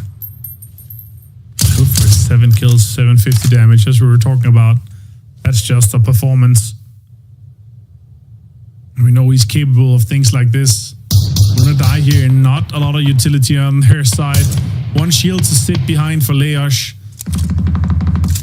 One of our top fraggers out of the bottom 16 teams in the group stage. No, he's capable of great things, but Phil first at 7, that's just next level. Huge. Oh, Leosh gets Getter. That's not good. Best Luck takes down Win or Die. Now, in this case here, they have to commit the last of the utility to make sure they're going to be a 3-man against BB team. BB team, they have this one locked down, Mark. All the cover, all the utility, and this ridge to work with. Yeah, Lars is trying to get one. It does, and he actually grabs the shield. He doesn't leave without the safety of his shield. Has to dodge, duck, and dive as he'll find his way towards smoke. They smoked, obviously had my bad a little bit earlier. Their shots will come through. Best does get Leos down, and they are stuck. Now they have the opportunity. They get the shield out, deploy it, get the covers. I don't think they're quite in nade range, so should be able to go back to a 3. But this is the opportunity here, Martin. This will be BB's team time to sweep through the south. They do. Now they're going to take the engagement. Can they get close enough, though, towards Win or Die? Is Win or Die 2 stuck behind one rock? We'll have to wait and see, but it's going to a 3 versus 3, but one is DBNO here for Win and Die. They're going to try to make sure they can get him up. Yeah, it's rest. Not a lot of utility left for Win or Die here. They are just behind one big rock. They have a dream to make sure that they can push this in here. Phil first, though. 8 kills, 800 damage with a Dragunov in hand. If you peek out, your helmet's gone. Aduzi gets one. Bestalox gets another one. Surely this is BB Team's game. Yeah, Phil first. Looking like maybe he wants to get another point on the board, but no. It is going to be done. It's BB Victorino. 13 kills, 23-point game. And what a control. A greedy split to start things off. But in the end, though, it was BB Team that claimed the victory. Yeah, huge game for them to push in, to take this Western control away from Grove Street, to make sure that they can lock that down, even though they lost a player to being greedy on the northern side earlier. That's just next level for them. This is the BB team that we're expecting, and this is exactly why we wanted to see them come in and just take control of the games here, because with this motivation and momentum, they're going to take that into the finals, and they're going to be insane. 9 kills for Phil first. That's just next level, Mark. Or Sam, whoever you want, Avenger, but I'll jump in here alongside Kylaris and Toby. Let's go into this. Obviously, BB team getting their second win of the day. They're going to be very happy with that. They were so close to qualifying for the grand finals during the group stages, missed it by only a few points. Tell me, Toby, is there a way in another universe that Win or Die could have beaten BB team in that final fight? With the amount of universes I've seen Marvel put out, I will say yes, but in the vast majority of them, no. BB team played an incredible end game, I will say, because mid and early game, they didn't really have to do all that much, but they were able to take a lot of space in the west. We talked about it early on, how teams were going to swing around the south side. They did, but almost all of them came in from the east. So they were kind of just chilling, and then when they moved out, they played really well. Pretty simple for them. They got that victory, Carlos. What did you think of Rondo overall, though? Well, obviously a bit of a curveball going as south as it was initially, and I think that we eventually shifted up towards Hongshan, which is kind of treaded territory for a lot of these teams, and I think BB team knew that especially, right, with their big wide split. Shroud trying to do Shroud things at the very beginning of this game as well, Toby, but not to be the case. Unfortunately, we're so close, but yet so far. Imagine if Shroud had done it again. If we had hit Rondo with that, I'd be like, this is unacceptable. Master Vic, you're going to have to give him all your streaming money, mate, because he's carrying. That's when you start going, is it a simulation? Are we real? What is going on here? I don't know anymore. I don't know if 50 Zloty stretches that far, to be fair. So. I mean, that's fair as well, right? The match highlights are on your screen right now. Any particular highlight for you, Kylaris, during this game that you'd want to pull someone's attention to? Just some great control from BB again, and I also was impressed by Win or Die's, I guess, bold play for being able to blast straight through to the middle of this circle, because it shows a really good understanding of the layout of the middle of this circle. If you make this send through against 6 teams and you don't know where you're going, chances are you're going to be dead very, very quickly. But they got such a good dip that they were able to set up a mortar and start putting on aggression towards a lot of these teams. So really, really impressed by the knowledge there from Win or Die. How about you, Toby? I mean, it goes off of what James is saying. The fact that so many, if not almost all teams ended up swinging in from the east. It was only Grove Street who were down here. And you saw it just then that when BB team realized we just have Grove Street to the west and literally everyone else is in full chaos mode towards the east. If we go down south, effectively give up our good position right now, clear them out, and then push east, we have the entire circle to ourselves. And well, you see right here the reward that they get from making that play happen, because there was a chance, to go back to your initial point of could Win or Die have done something, there was a chance that Win or Die could have backfilled BB team when they opted to go south, but they didn't do it in time because BB team played incredibly well and good timing on their plays. 3 teams with 11 points. One of them is Ascend, and we spoke about them a little bit in the pre-show, and I asked Avenger and Mark the question of whether or not maybe their drop-off, if you like, or maybe them not being able to qualify for the grand finals during the group stages had something to do with losing their coach. They've had a really good run so far, these 4 games. They've been up there at the end fights, doing what they can. But Toby, I'll pose that question to you. Do you think that there has been a significant change in Ascend since changing coaches, or do you think that really it was just a really tough group stage for a lot of the teams? I mean, no doubt it was a tough group stage. Everyone came out, except for very few, with arguably some of the best performances they could pull up to the level that they are capable of playing. So it was going to be tough, no doubt. I will say, though, looking back at this match in particular, and with how early Ascent were out on what ended up being a very chaotic East side, I would have actually kind of called them out way earlier. They were surrounded by 4 teams coming into Phase 5, and even then they come out with, well, I mean, a lot of placement points and kills to boot. Tournaments past, they would have crumbled with all the teams surrounding them. We've seen them time and time again fall 1 player at a time, and they just not have the manpower by Phase 5 to take those fights. But here they did. They played it really well, and 11 points in a game like this is a very, very solid performance, I'd say. 11 points is solid. What's really solid, though, is when you get more than double the points of the team in second place. Kylaris, for BB team, that is a fantastic result. They are just clocking those in today. And especially impressive with now 53 points.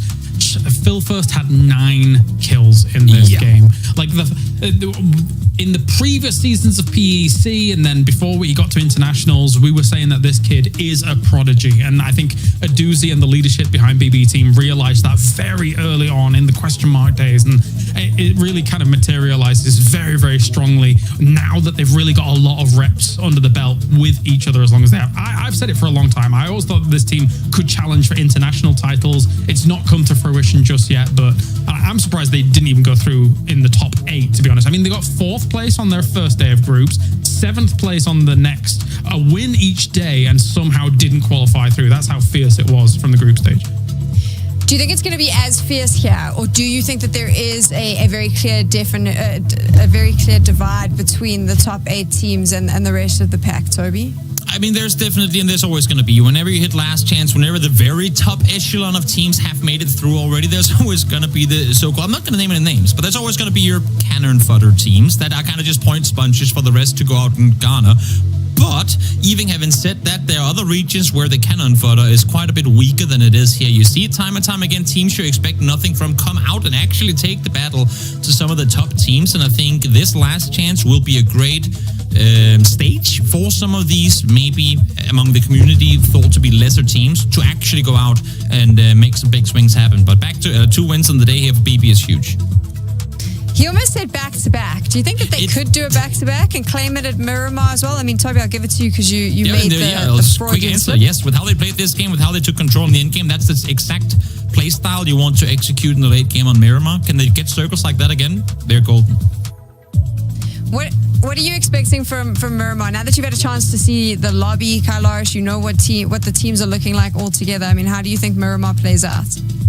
Well, again, Sakura Sensen is going to have a decent drop spot, so we'll see 3 of them die early. We'll see Shro go on a rampage potentially, and then Las Leones ending, 2nd place. What? Good times I had by all. I mean, for you, Toby, what are you thinking? Because you've seen some of these teams now. I mean, is Miramar... We've also seen the same teams kind of playing in that end game, right? There's very familiar names that keep finding themselves there, whether it be on Erangel, Ortega, or Rondo. I mean, do we just see that again here on Miramar? I think, I mean, if we are to put any weight on the circle types, we can call it, that we had on Erangel earlier, if it becomes a compound heavy, like circles continuously switching onto some of these... let's call them magnet compounds on Miramar as well today, it could very easily become whoever's got there early can, not will, but can reap some big rewards. And for those bottom teams, if you get a chance like that in a lobby like this where a top 8 is up for grabs, you need to make so much of it. And unfortunately, we see a lot of teams crumble in those situations. It's the top teams, your BB team, your Ascents, that come in and take those positions away from the lesser teams that will come out victorious. I also think as well that teams like Don't Panic and Eternal Fire, who have shown already to be able to get wins in the group stage on a Miramar, compared to, I mean, all the other wins on Miramars went to Gladiators, FaZe, a double Na'Vi win, right? But it was Don't Panic and Eternal Fire that were able to get wins there. And and yet they weren't able to qualify via the group stage. So I think our Turkish teams in general have always had a great mastery of Miramar. So I think my eyes are probably on them coming into our Miramars. So Eternal Fire is Avengers' pick as the definite team to go through to the grand finals. Mark has BB team. I have Foot. Gents, you haven't put your names down yet. I mean, you can steal some of our teams because I feel like we can share. Who is your will definitely make it through, Toby?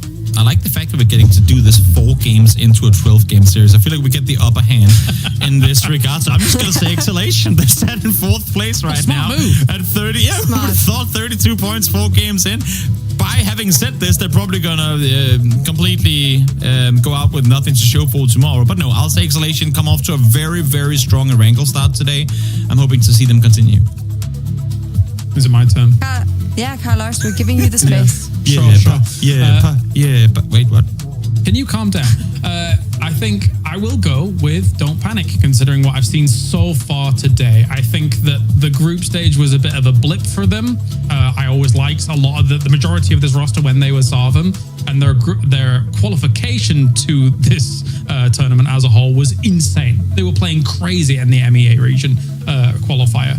So I'm going to discount their group stage and take what I've seen here as a good omen. I like it. There we go. So every single one of us has a different team, and there's a chance that all 5 could make it through, or there's a chance that someone's going to be turned into a meme for the grand finals, which I'm very excited about because production likes to make those funny pictures. Gents, you do a lot of the international PUBG, so I think that you have a lot of insight here, and you can add a lot of insight into why it is that the European region has just such a strong showing, why the teams are so close. We saw it in the group stages. We're seeing it here as well. We have quite a competitive scene. There isn't a very big divide between the bottom of the pack and the sort of international superstars. Why do you think that is, Carlos? We've always been extremely organized, for one, as a region compared to almost every other region. I think that the players took it upon themselves to basically almost unionize to an effect and just be able to kind of push for the right conditions and the right style of play. And also we've always had good leadership in that regard too. It's whenever we've had like veteran rosters kind of disband, they've gone off, scouted out great young talent as well, and that's then formed rosters that have kind of proliferated throughout time. So those are my 2 reasons, I would say. Holy hell, Kylaris is the GOAT host. He saw that countdown and he ended it just in time for us to go to game. Do you take it here, James, or do I? I don't know what to do now. You can start. Take it, yeah. Western Plain, pretty straightforward. Over the islands where the game is obviously going to end. So a little foreshadowing in that regard. As, pretty straightforward. I'm not expecting to see any early commotion here. There's a ton of transition routes, both north and south, with this plane path. So would be surprised if anyone opts to fight early.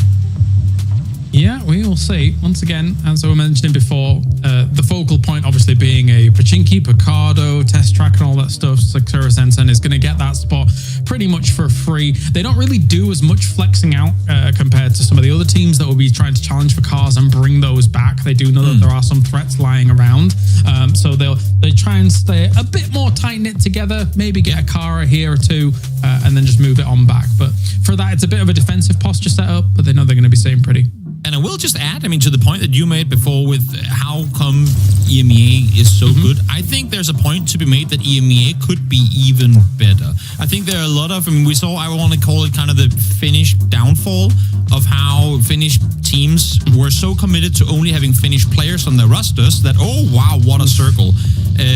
That when they tried to commit to that, it just didn't work out. And the same thing I think is happening in Germany. Could be said that if they were starting to do more mixed nationality rosters, they would probably be better off. But holy smokes, what a circle, James.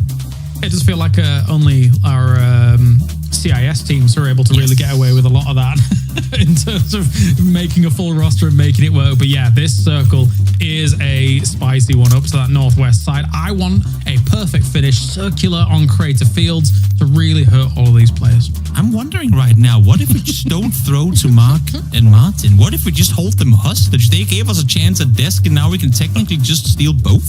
I understand that is your dream. Just want to be on for a desk for casting. Maybe you could be host later at some point as well. Sam, step aside for a second. No, all right. We're gonna go head over to them. So I'm keeping you out of the range of Toby going for the throw. All right. So Mark, Avenger, take it away, boys.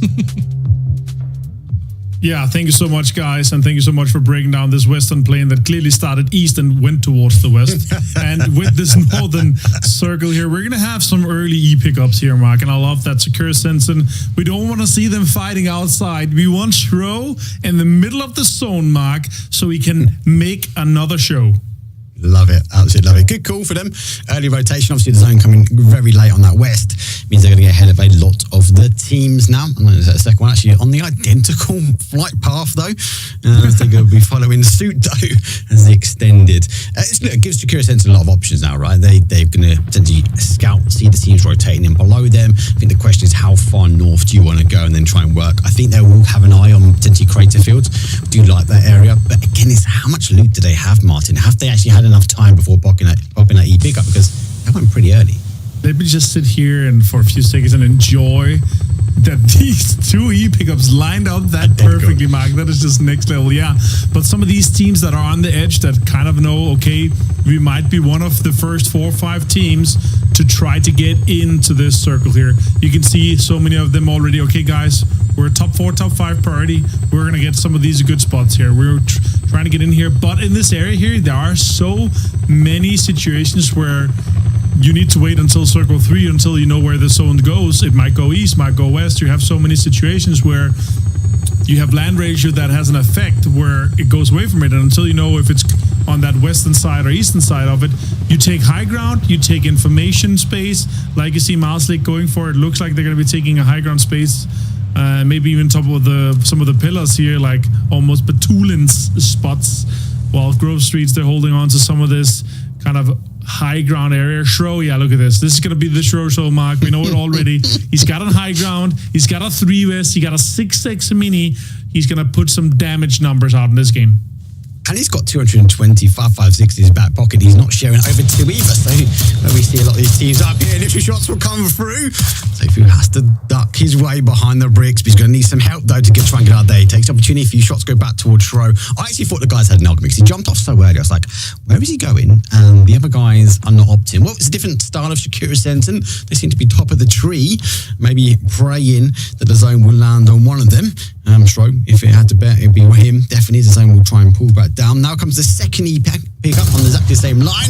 And no surprise, Shrodo gets the first. Oh no! He's down. He overbeaked it. He got one, but he went down with no reinforcements, though. Unfortunately, he's going to fall. Yeah, he didn't expect to be shooting at Criff, and then Exhalation pops up and say, hey, oh, that's a free kill up there. And he has no backup.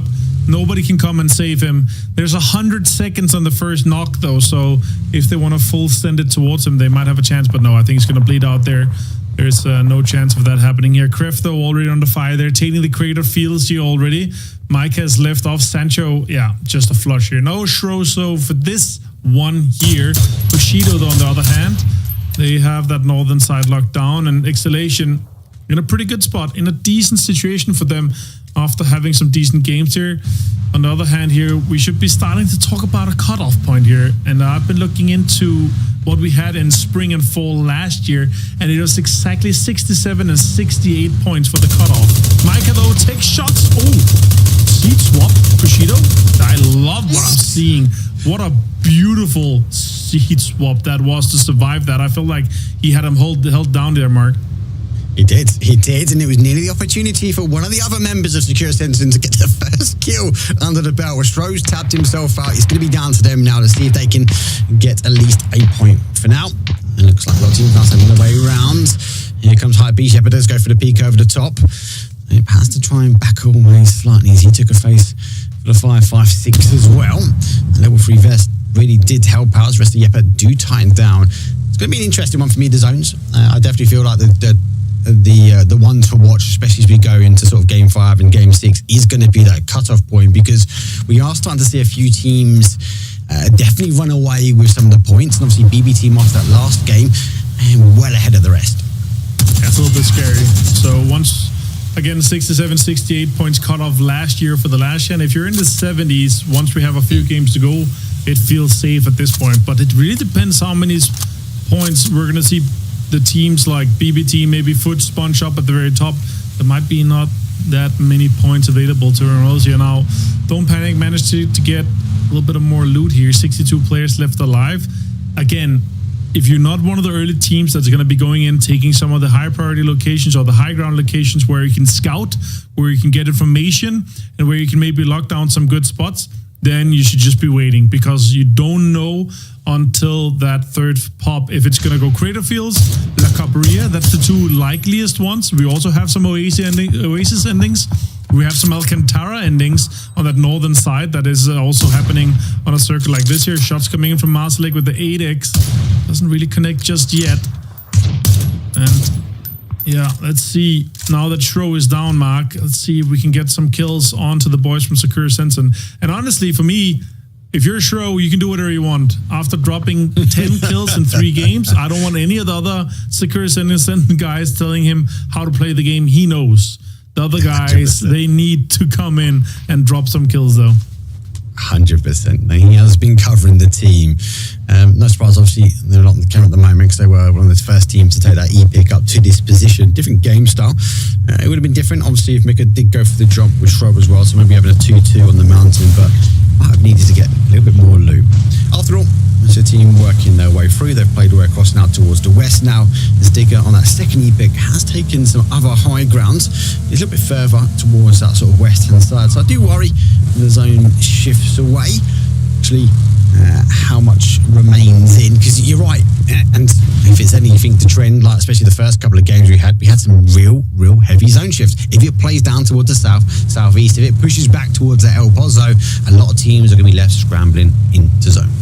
Yeah, for sure. So many zones. We also had El Pozo endings in this. We had the kind of south of Crater Fields where Yepa is at the moment. Brex, though, he's trying to get into this zone here. Ascend is really far out. They accept that they're not going to have any priority in, so they're going to get as much loot as they can, as much utility into this late game here, and they're going to see where it happens, where we're going to see zone 2 and 3 pop. Once 3 pops, that's where you need to be ready, because that's where you can pretty quickly calculate where the ending is going to be. A lot of teams already in La Caparia here. We have Bushido, we have Don't Panic, we have a Micah on the edge of things.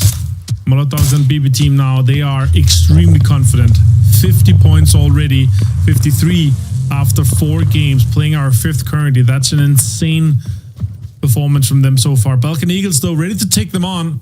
Does Molotov have the information? Zone has popped, as you see here, Mark, and it is pretty cinder. There's still the opportunity for La Caparia. There's still the opportunity for Crater Fields. Less likely to be ending towards Alcantara, but can still happen with 2 back-to-back west shifts. Yeah, it does have to go back-to-back on that west. Look, it's interesting. I've not had a Crater Field in quite some time. El Pozo has been stealing away those zones. I wouldn't even mind it going towards that north side. Seeing Security Centre maybe hold out for a little bit longer. I do worry, obviously, by himself, how long would teams will take to sort of figure out that he's on his taunt. I see teams now, obviously, on the rotation. We still don't have ascending the zone just yet. So far, taking a bit of high ground as Jeppa will sneak on in past him. But a good zone. Most teams, give or take, are in. We are seeing Footy Sports. The only one outside, realistically, at the moment is Ascenders. They are going for more of a southern rotation. But trying to get into things. High piece as well. A lot of these teams coming in from the eastern and southern side into the zone here, trying to take some of the compounds away, either fighting their way in there or drive scouting, trying to get some information. Some of the not so high priority compounds, your high piece going into the compound where you lose all your cars, all your tires, they're going to have to run from there. Yep, an Eternal Fire though here. They are stoked out here.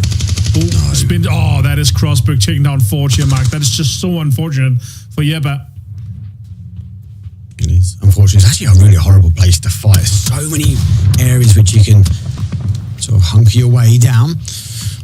So shots now coming in from the outside edge. Telefire looking for more other players, and then more cars have come in here. They can't quite see because the grating of the metal fencing does not spot him, unable to take the shot, so doesn't want to give way to position just yet. I think he's waiting here, Martin, for that cross when he tries to play for that res. That's when to activate. Here he goes. The shots come through. Oh, he's 1 HP. He just missed out. Can he get a TP2? No.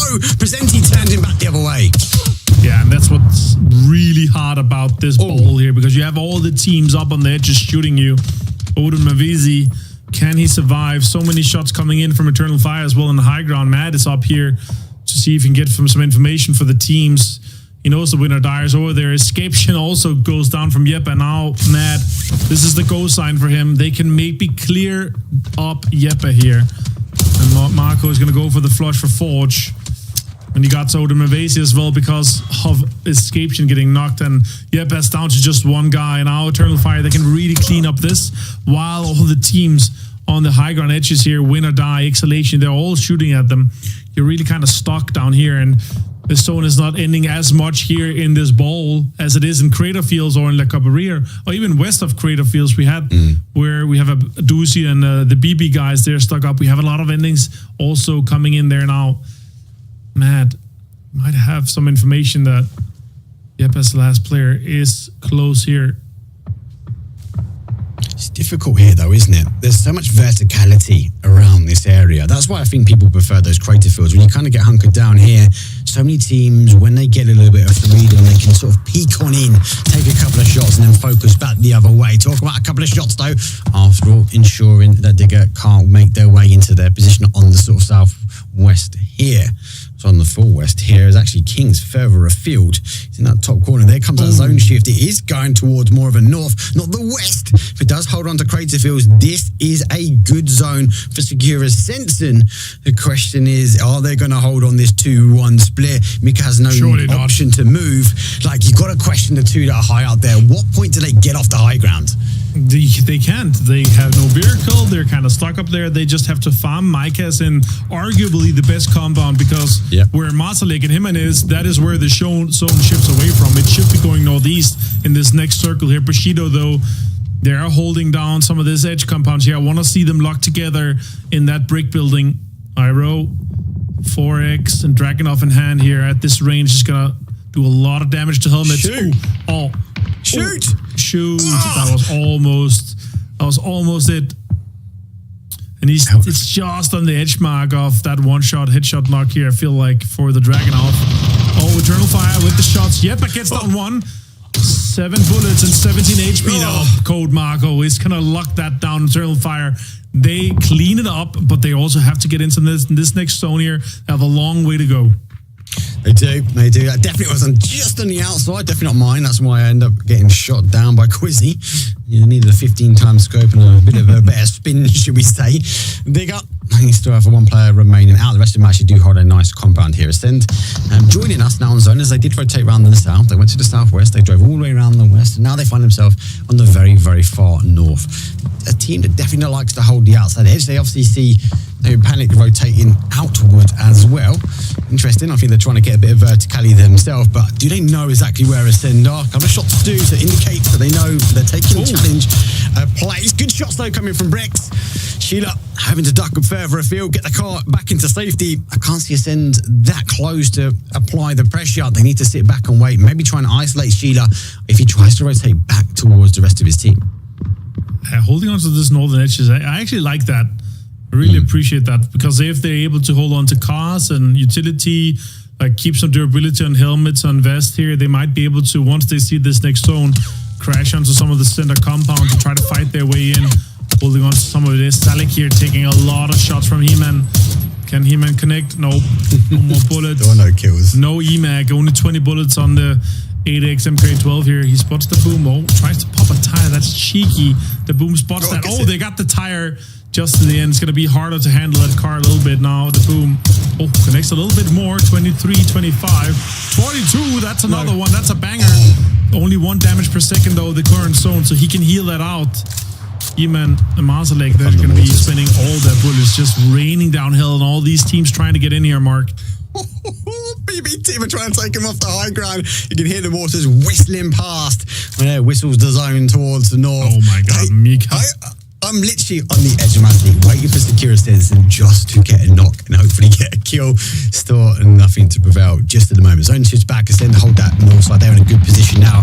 And don't panic while they have to deal with win or die. Knock comes in. Here comes the drive back. They're on a 2-2 split here. Big util dump. Global Army going to tuck in behind. And win or die got an option to try and get this resin, but they're blocking the door. They're going down and don't panic, pushing their way through.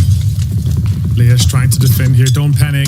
Can they hold this off or can they push them down? This is a smaller house. This is not a lot of util coming in though. Oh, this is good. Multiple knocks coming in. Leosh getting flushed by his own teammates. Nate, that's not good. Don't panic. Still 4 guys alive. Smokes. They are just full swatting this house now. More utility committed. Hello, my bad. Still knocked. Presenti layers now have to try to defend this. Sheila goes in, clears every corner, but there's a lot of smokes in there. Everything's been delayed here. And Molotovs are coming out. I like that from Shitless. This is exactly what you want to see. In that corner, potentially getting that down. Global Army got the knock on Presenti. Can he maybe get the flush out as well, Mark? Yeah, let's look to try and get the flush now. There goes the flush with the molly. But they know one of those corners now is clear. They unfortunately can't go for the full clear. Now they start storming their way through, looking for the final player. Leosto backed up into the corner, maybe for some util dump comes through. He's trying to take it as he pushes his way forward. The M4 swings out, but no, he doesn't quite get the connection. He goes outside. Oh, so close, but Global Army gets him. Unfortunately, no, they will fall. Win or die, 15th place for them. And Hitman gets a knock. Phil First is down as they are taking the fight. 2 versus 4. And actually looks like they're leaving. BB sending it now to zone. This might be the final couple of seconds. And actually, when our security Sensen will bag another point on the board.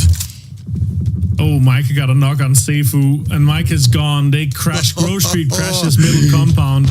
He tried to swap weapons. He tried to peacock. He tried to make sure that nobody got to him, but he got one, though. They're going to get the rest, though. Killer Kai finds Balkan Eagles here. Masalek, more pressure onto BB team. The team that has the least impact and less impact for them in terms of the leaderboard, but still points is points. Filfer's gone down. Maybe one more for the guys in red and white. Kiliakai here pushing. They are trying to take this control on this edge, on the western side, on the northern side. I really like what I'm seeing from his end so far. Maybe can take on Balkan Eagles here now. Disengaging a little bit. Teams on the other side, their BB team is pushing them a little bit away from this fight here, Mark.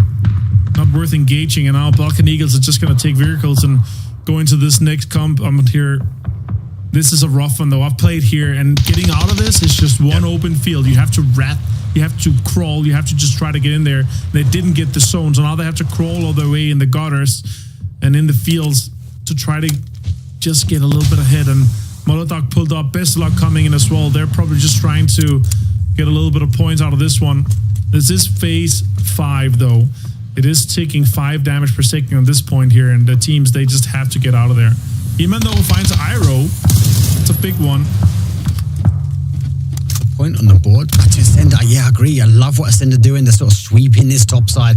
Obviously, BB team a little halt to that. They had to turn back, go the other way. Pains was holding an anchor, though, to ensure no other team sort of backfilled them. They need to now go for the reposition. There isn't that much to play. It's been a while since I've had here. There's a few dips, there's a few crevices, but actually, big crash here from Grocery. They did take out the main compound. Himan gets another one on the ball. Grief will go down. He's still on the outside edge, though. He has to work his way in, and a lot of the spots already taken. Internal fire. Got to make sure no one feels from behind. Here comes the smoke.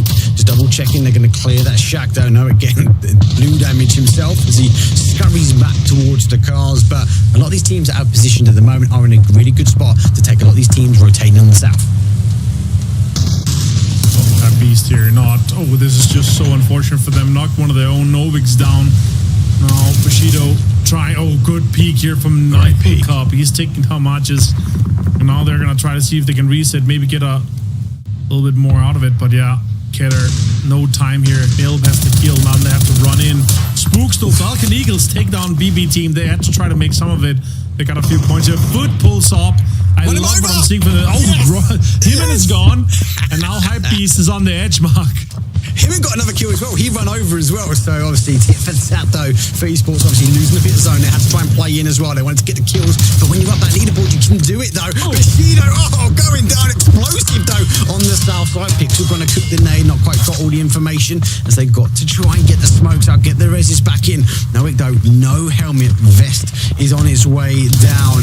They are driving forward, looking to try and get another point on the board though. Nade will go through. That's number 2 on the board for them. Bushido on the back foot now as Hypebeast and Foot Esports trying to take over this position. But great shots though. Shida takes the car and Vard goes down. Only 2 standing up here from Foot Esports. Might be able to get a rest or two here, though. They are somewhat inside this. Oh, never mind. Kidder gets T-Bone down. Really good push from him. Hypebeast up to 4 kills. T-Bone 80 gone. Pixie, they got Foot is down in 10th place. No placement points for them, but 1 kill to go their way. What a turnaround for these teams on the southern side. Hypebeast might be able to take on... Oh, Celtic find Naleb in this case here. Hypebeast have to reset once again. Next zone is holding on to that compound. That's huge for Hypebeast. They might be able to take on Celtic here in this compound and maybe get a little bit more points coming there. Where Balkan Eagles down in 9th. That is Grove Street finding it. Voxes finds Spooks. We're down to 8 teams and only 24 players alive. Yeah, this is huge. Obviously, look, don't need to ensure they don't get crashed. Grove Street the same. It is big for Hypebeast, that zone holding up here. There's no visibility, though, for Bushido back this way. Now he's going to play sneaky tactics. He's launch out the can. He's going to wait for a few more footsteps before he explodes that. Won't be too surprised, though, for Hypebeast to just maybe work the angles out before pushing in. And I think it won't take long for them to figure out where he's potentially hiding. There goes a flash. Does catch it. Allow him now to flood their way forward. Second flash goes through. Keeps him the back burner, though. And then when he goes into the corner, he has to get the move. But he's been caught now. But he's got a little bit of cover here. Just opportunity to get him mad. Maybe reset, but they are looking to close it quickly. They just want to clear this position here. Kidder goes up. See if he can clear him quickly. He finds him. Yeah, easy pickings here. Naleb actually manages to get it. Now on the western side here, multiple teams have to move out. Digger is going to get held out by Afterhold. Ascent goes down. Meanwhile, here in 7th place, they did not move quick enough. They did not make a move on these teams as they had the opportunity to do so. Digger just goes down. They denied to that's one here. Now, Afterhold, 4 guys alive. They have to make a push onto Grove Street. They have to commit all their utility, make a huge smoke wall mark to try to get down to this compound here. That is the next prime location for them, and they could potentially do it maybe with a car, maybe with some smokes, and then a crash on. Let's see what happens here. Yeah, we're going to have to go for a crash. Great initial shots. Falls them from the car. Does discipline. C-swap. Oh, nearly catches him. Puts him down to 1s. He has to go and tuck back in. Grove Street, though, 5 kills at the moment. AA got to try and get anything they can. But what a defense here from Grove Street. They knew the objective, and that was to stop the crash from the west. They've done it once. Now they just need to potentially get rid of this final player. He's going to work his way down to the shack. He has a little bit of zone coverage in there, but no, Seifu will end him. Right, a lock will go down. Top 4 is going to be, as Don't Panic, Grove Street still hold with 4 strong, but they've had the hard cover. They've had the compounds. And at this point here now, Hypebeast is the next team to move after that, potentially moving on to Eternal Fire to maybe try to secure a few more points from that. And then Don't Panic potentially have to cross this field. That would be such a detriment if that didn't get a little bit of circle love from this.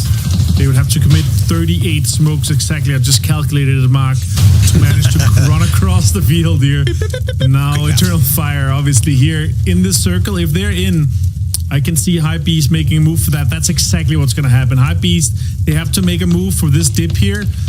And now Don't Panic, they also have to make a move for this compound here. Some utility, all utility has to be committed. And the perfect timing for it, obviously, is when Don't Panic does it on Grove Street, Hypebeast does that as well onto Eternal Fire. Yeah, Don't Panic, I think, are the ones to watch here. No smokes, Mark. No. Yeah, there goes the last one. So, yeah, definitely the 38. Did you calculate 35? Can't remember. No, that's for Don't Panic. No. Hypebeast had serious smokes. For Don't Panic, needed 38 smokes. I thought your Hypebeast also needed a 38 just to get to Eternal Fire spot, but nope, not going to be the case. I think they keep looking at the car thinking, is that drivable? Can that get to where Eternal Fire are? Yeah, is it going to make it? Well, Eternal Fire, they can't even get up and take a fight from the knees. They've been taking shots. It is all down to timing now, right? Don't Panic are going to potentially have to move first.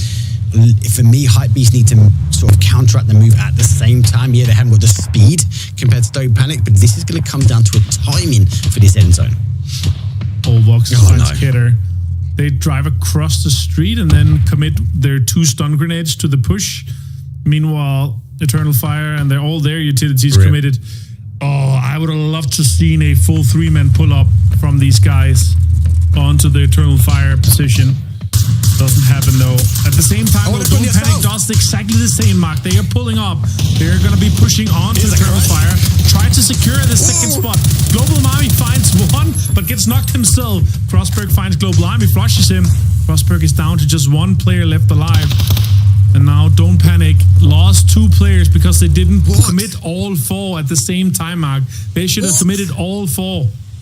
And it's an extra placement point as well. Eternal Fire, great name though, comes in. Grove Street looking to close it. They should have committed all 4. They went for the south. It allowed Grove Street to make the move now. They're looking to close this one down. 4 versus 2. Can they find these final 2 players? 9 kills here for Don't Panic. The car as rolling cover. Seifu takes them a couple of shots. So doesn't quite get the knock though as they have spread out. Don't Panic need to puff out their feathers now. They need to get a knock and generate some angles. But look at this. Grove Street looking to try and drive forward and get their first chicken dinner.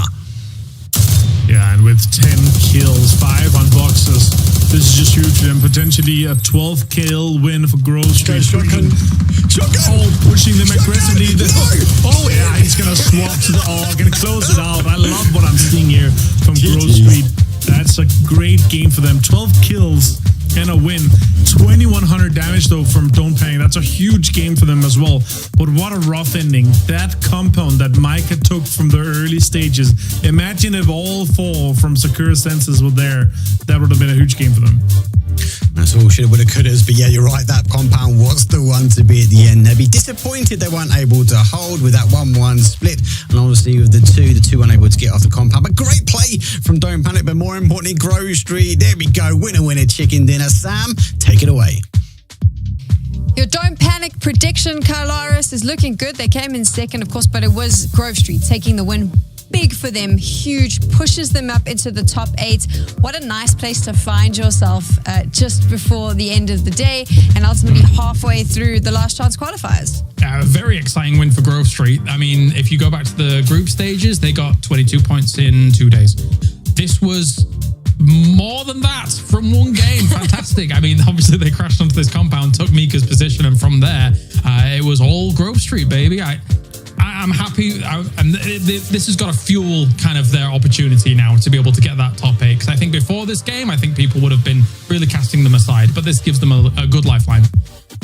Carlos is not wrong, Toby. They're not a name that I've even focused on. I'll be dead honest until now. I was like, oh, well, there you go. And that is possibly for them is going to be the fuel to their fire to try and stay now in that top 8. I just like to see stars align, and when you give me a chance to spend 1 minute talking about what I want to see next game, it's exactly what happens. Because we talked about, I mean, you said somehow, how can these bottom teams make something happen? I say, if we end up going the way that we did in the Wrangle, a lot of circles will come to compounds, and it's up to those, on paper, lesser teams or weaker teams to make big things happen when they do get those games going in their favor. And Grove Street did exactly that. It's a compound that, yes, the circles kept coming towards, that they claimed when no one else dared to go for, and a compound that usually doesn't get a lot of kills until the very end game, but they come up with 12. So I think that's as much as you could expect from a team like Grove Street. Great to see them be able to capitalize on circles gone their way.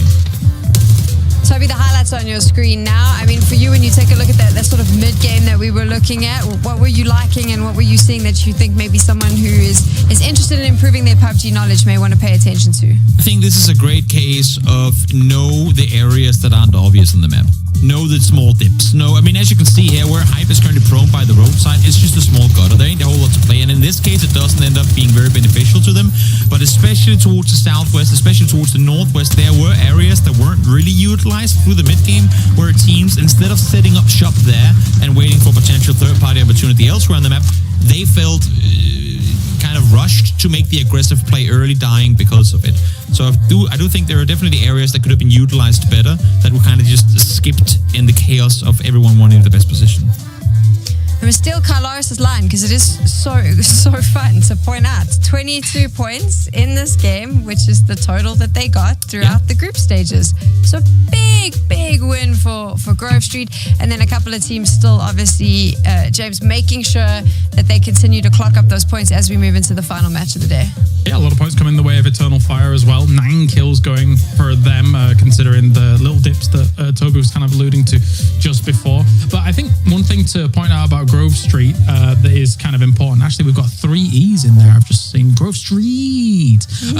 Is that is that it wasn't just this compound that was kind of important for them. I was also impressed by some of the early game moments where they're taking an extremely wide 2-2 split across the one side of Crater Fields and the other side of Crater Fields to find a potential kind of like launching pad later on for them to try and make a decision, right? Like taking a 2-2 split like that is a little bit risky to a degree, considering how far away they are from one another. Really not too many sight lines to reinforce each other.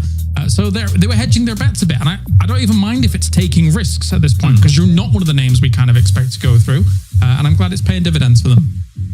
Not one of the names we expect to go through, but 22 points pushes them up into the top 8. And now all they need to do is just consistently kind of finish in the mid-pack, and they may be able to stay in that position. Of course, those 8 teams going through to the grand finals. And right now you can see what that game has done to the points. It is very close, Toby, between these top 8. Oh, yeah. There's a lot of space for these teams. And I would argue maybe a Digger Esports or Sakura Sensen has the potential as well. They just need 1 or 2 good games, and they'll find themselves contesting for one of those grand final spots. I mean, definitely, and you can look even further down the leaderboard as well. A team like Afterall, a team that we, if not always, then usually always see at least make grand finals. This time around, they're struggling today. I wouldn't be surprised to see them pick up some points, maybe not today, but at least tomorrow. So they're going to upset the board a little bit as well, win or die as well. Again, as we said, literally one player surviving away from making it straight through the grand finals. Now they're not even in the grand finals, as we look at it here with them in 11th. So I think coming tomorrow, maybe not from game to game today, but at least for tomorrow, I think both Afterall and Win or Die will have a lot on their plate to try and make up for. For the most part, I think most of the teams we see in the top 8 currently, Kailaris, are names we kind of expected to see pushing through. Do you feel the same way? Yeah, I think so. It's difficult for... There was definitely a divide in the teams that were coming in. For those teams that were tied on the 74 points, I think everyone's kind of got those teams as a shoe-in to be able to make the finals. And then from there, like the 4 or 5th places that kind of encompasses with some of the big names, I think that maybe there was going to be 3 spots to fight for. And hey, if Grove Street continues on this path, maybe that they can take one of them. I think that will be... not only really surpassing like viewers' expectations, but maybe even surpassing their own expectations at this point. We'll see. Toby, for you, I mean, do you think it is going to be a very close run all the way to the last game, a little bit like we saw in the group stages, or do you think there will be a clear breakaway from the teams that are going to make it through to the grand finals? I mean, if we are to go by any PUBG tournament we've seen recently, it's going to be close. It might not be 1 point or tied close, but there's also a very good chance that it will be exactly that. So that's why I'm talking about maximizing, even in your good games where all the circles come your way.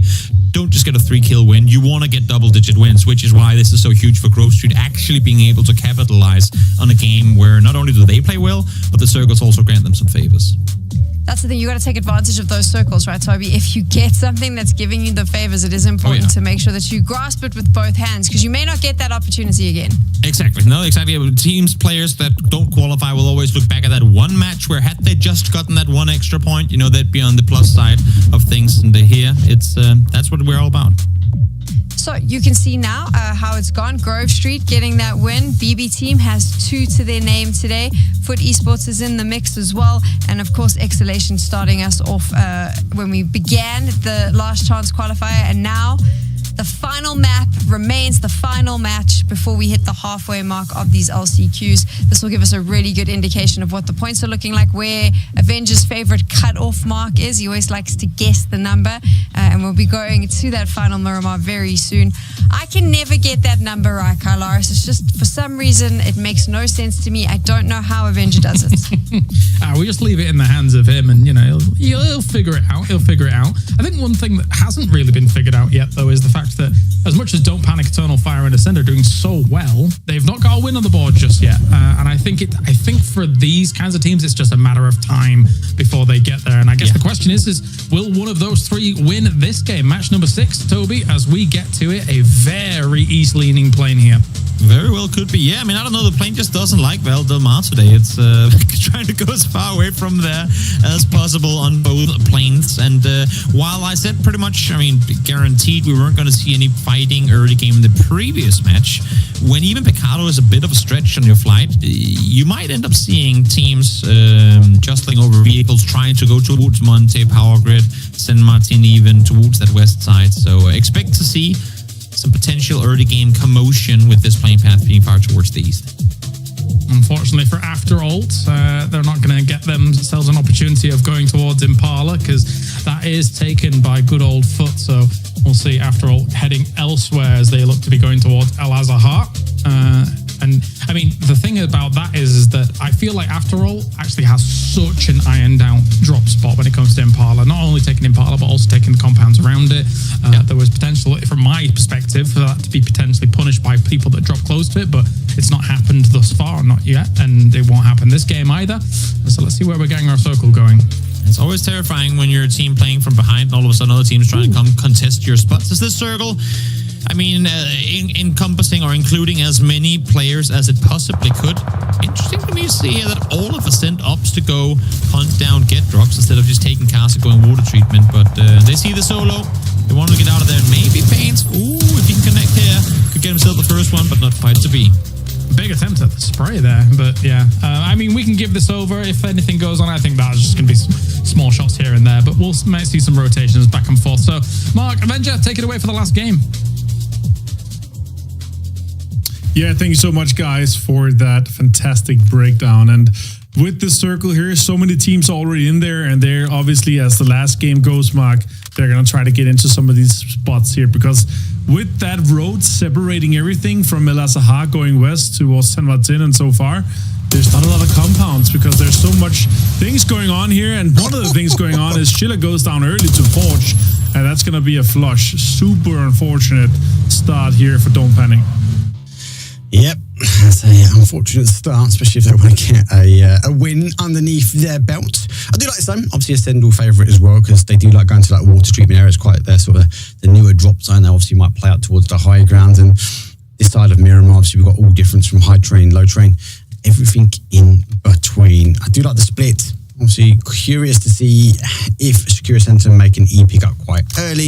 Also, teams that are quite lower down. So, Bushido, Grosty, can they go back to back? What if Grosty want to make a rotation in? We've already seen Foot Esports in this event close off that East rotation. So, are we too surprised to see Foot Esports maybe close up that rotation? Yeah, and honestly, in this case here, like it's just not worth it to go for something that you're not guaranteed is surely safe or is open at this point. Like, I just wanna ask Schiller, like, why is that the decision that's being made there, right? Because sure, it could be a stumble, could be something that's just like you haven't thought about it, but they have plenty of other loot options that are guaranteed to be safe for it, right? And even if it's an early push or whatever it is for them, it's just not worth it. Yeah, it's a little bit unfortunate for them. I've been loving what I'm seeing from them so far. 46 points on day one with one game to go still. That's huge for them. Again, we're talking about this hypothetical cutoff. 70 points is pretty good probably. Might be a little bit higher, might be lower. We had 67 and 68 last year. I know that the guys now, all of them, not just Sam, all of them on the desk don't like to do math, so we'll do it for them on the cast here, Mark. We do like to do this in maths here on the cast as well as on the desk. But I think that's a realistic cutoff point, to be fair, especially if BB team, obviously, they're going to try to stretch their lead. If they do that, that might change that up at the moment, but felt like BB team were trying to get away from the pack and the rest of the lobby, despite maybe not even getting wins, as you mentioned, Don't Panic. They're refusing for them just to kind of escape the leaderboard. So good play for them. A lot of teams obviously now setting themselves up. Wouldn't be too surprised. A lot of teams sort of hang around this sort of roadside here. We're going to die a little bit more towards the west. BB team obviously dropped in a bit late. A lot of high ground. Shipless though deterring back the Dragons of Eternal Fire and taking a few shots though themselves, having to back away and maybe get back to safety. Yeah, it's not worth it at this point here to be fighting. You want information, you want high ground, you want to maybe lock down a priority compound as full 4 or 2-2 split, but don't want to lose your cars, you don't want to use your utility and durability in your helmets and vest at this point here. So make sure that they get this information on early and lock this down here. Don't Panic again. I've really been loving what I'm seeing from that, as I said here. But Mark, I gotta ask, you gotta tell me why. What team do you think has been the most disappointing so far after 5 games? Oh, it's difficult. I think we have to go between the 3, right? Jeppe, Krief, and After All. For me, I didn't expect After All to be this low down the table. Personally, I thought they could have been a contender for a top 8. They would have been an outside bet for a contender, but they just really haven't got going. Most of their points have come from placement so far, and they're not getting the kills that we'd expect. And all names, big names, we'd expect to be getting kills on the board as well. So for me, After All, they need to get something big out of this last game if they want to set up for tomorrow and stand half a chance to get into a top 8. And now Hype Beast are going to be pulling up here unknowingly, probably on Eternal Fire. Oh, Code Margo says as he shoots towards the guys. Oh, there's Nailab taking down just 1 HP. Nailab and Kidder goes down. That's just so unfortunate for Hype Beast. They had no information, no idea that the team is going to be this far south. And the guys, they are considering, do we commit? Nope, we don't. 2 nades onto Nailab. He should be going down easily. Novik and Watches, they have to go away from this. It's just not worth it at this point here, Mark. Yeah, Eternal Fire, you are my fire at this point here. Holding on to Southern teams and just putting in pressure onto these guys when they are 3rd on the leaderboard. That's just next level. 44 points for them, 25 more or so for them, and they should be fine in the finals. Well, they can't be drowning, can they? Because the leaderboard, I'm in 7th place at the moment, and they're really going to want to sort of shake my heart and ensure that they get the top 8 when it comes down to the end of this. So you have to wait and see. Eternal Fire, though, eager to ensure they get themselves secured spot as well, as we always know these teams finds a way into a grand finals, hook or by crook. But for now, 1 kill on the board. The Mads trying to get another player of Hype Beast down. Yeah, this is just not the end. This is a scrim game 6 situation for Hype Beast. They're just, all right, boys, that's it for today. Thanks. See you tomorrow. Yeah, 36 points for them. Probably not going to get any more of that. I don't really see that coming, but yeah, that's just so unfortunate for them. I don't see them getting more than maybe 1.2 points at this point here. You're two guys down. You're not in a good priority. You're not in a good situation for it at all. So yeah, I don't know. Yeah, they're not in a good position at the moment. Trying to deny opportunity to rotate a little bit faster. Just obviously taking a few shots and anyway, scrambling out of the combat. No, that's our cards. Eternal Fire. We'll try and get their cards and move on back. They are actually very south. They are in zone. Dignity Sports coming in. Grove Street the same. Hype Beast now maybe having to go for more of a centralised send as they move into a position. They try and hope the zone will pull back their way. 16 teams, still remaining 61 players. This is the final game here for day number 1. The last chance. We'll obviously go back tomorrow again with another 6 games. So teams have an opportunity to reset, relearn, and maybe adapt to not the best first day, especially for some of these teams like Jeppe. It really needs to have an explosive day too. Yeah, this circle here, it's really edging on, okay, where is our bet going to be? Southern side of El Azahar, northern side? There's a lot of opportunities for these teams here to take some good ground. But then again, next circle, if it goes somewhere else, they're going to be like, okay, because of land ratio, it's not worth playing here. We're going to move already. But if you're a Hype Beast, you're like, okay, Novik says to Matis, I just want to be here in this little shack here and let's try to survive for as long as you can. Bushido, though, a team I was hoping to see a little bit more from with a legend such as Iroh on it. And now Sakura Simpson and the guys, they're going to be going in. It's actually just him and on this location. He's going to try to scout for them. Zone closes in, or the next zone pops in 20 seconds. And he's going to try to be that high ground eye there. Diga, a team that has surprised a little bit. They had a really rough group stage. Now in 9th, 29 points here, as you see on the left side. With 1 game to go, could potentially be inside. Bushido has information on Ascent on this location here. They're on the northwestern side of the circle. This next circle has to go far north. It does not. Ascent has to move. Bushido has to move. A lot of teams have to get into this El Azahar location here. You got to think though, if you're a Hype Beast, what do? Do you stay here? Do you try and make this shack larger than life, or do you maybe get back in the car and full send it into El Hazard? Be difficult. It looks like they are getting into the vehicles now, and they are going to go for the rotation in, but so's Win or Die, so's Yepa. Surely we're not going to get another city ending here. It's you know, El Hazard is just one of those cities where it doesn't end, and it's usually around the edges, right? Southwest side, southeast side. But yeah, we could cross our fingers. Hypebeast, though, they come out and they say, I want it that way. Come here. Get to me. I want the points, but they're not going to get it at all. Win or Die. They're going to take on Afterhold instead. Oh, no. That's so unfortunate for Glim. He didn't even get the nade kill as well. That was so close. 1 HP. Nade goes around the other side. He's down a player. He's now thinking of where he's going to have to rotate to, because they are split here, and he just goes for a full run. You can have it. Have the garage. I'm making my way to town. Doozy and BB team here on an early fight where it's, good shot. Doozy down to just 1 HP. Has to pop a first aid here. Try to get back up to 75. Taking on Kref here. A team that he maybe feels that he can take on after he's seen their performance so far. 6 points for them. Toby was talking about Cannon Fodder earlier. Maybe this was one of the teams he was referring to. I don't know.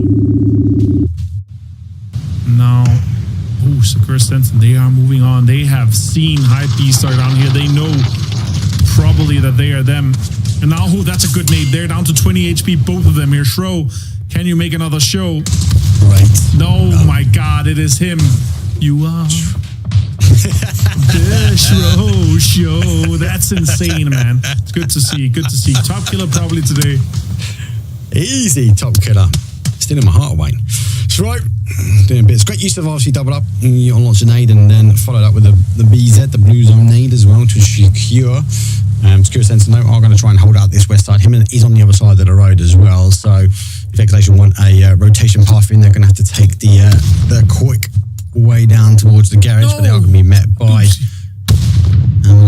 Doozy down to 1 HP and taking up Monodoc. Just want to go out with swinging without a fight, but they have found themselves in towards El Hazard, so they should be able to get the res, no problem. Himman gets a knock, and here we go. More and more teams now sending their way towards the town. It does give so much freedom, especially on this north side. Ascend working their way down. Grove Street on the southeast as well. There's not much more area. Most of these teams have sort of hunkered in towards the main town.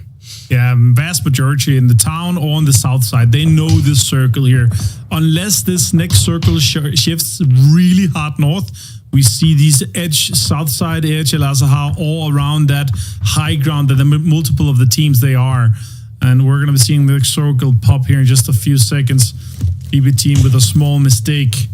It ain't nothing but a mistake. And I'm completely confident in these guys are going to pop off in the last game as well. They want to lock down that confirmation tonight. They want to be sure to be into the final, so tomorrow they can confirm. And that southern shift mark, that is confirming Eternal Fire to have a fantastic game.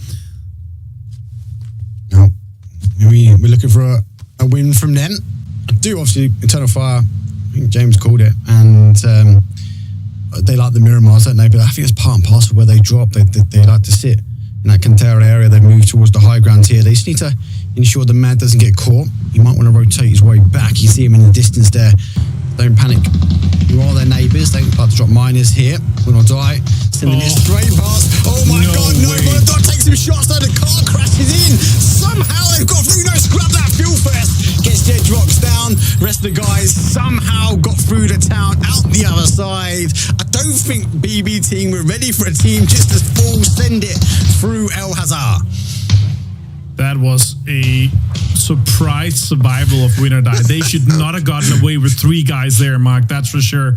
On the other side here, on the northern side, Ascend is locked down. They're going to be staring down the barrels of Bushido. Eternal Fire, they have heard or have some information on multiple teams down here. It's Chris finds Nail Cup, though, with an arm. Gets sat down and trades a little bit away, but it's on the other side of the road, and that's going to be an easy revive for them. Eternal Fire, they have a lot of information up here, but they are spread out, Mark. 1-1-2 split here. Yeah. Pretty greedy at this stage here. It was even worse a minute ago. The Mad was pretty much in El Hazard as well, so They need to really tie it up. At least a 2-2. Code Marco needs a buddy up there on the high ground as well. I'm interested to see where this zone goes. I'm really interested to see if Ascend opt to take the zip line as well across towards Code Marco. Be a great ending for me.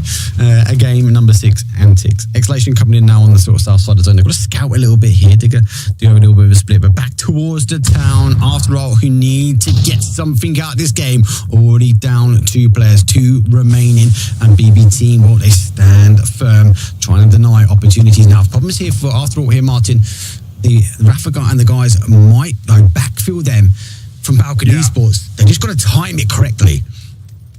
They can third party at the right time. It'll be perfect for them here. Kref also pulls up and makes it a somewhat 3-way fight here in the northern side. I don't think it's worth it for Kref. They should be kind of focused on trying to get on the southern side. It's very likely it's not going to end on the north side here of El Azaha. I don't really see that happening at this point here. And Ascend is just hunkered down here. Hitman finds Rafa on Balkan Eagles, though. Masalek and the guys from Sakura Sensen here, they are on this western side. They are not inside at all. They're going to have to drive their way through the city and try to see if they can get in here. Kursan, though, Quetpack goes down, gets flushed as well. Phil first and BB team in a 3-way fight. And as we talked about here, Mark, it's gone south.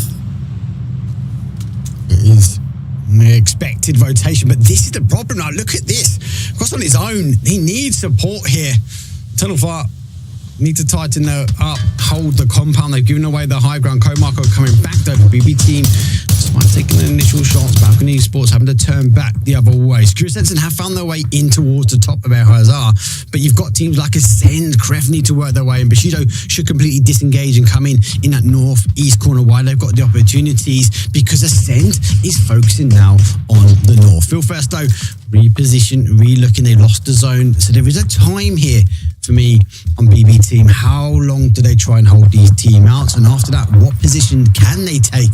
Because if Win or Die get a little bit of freedom, they might start looking back across towards the west.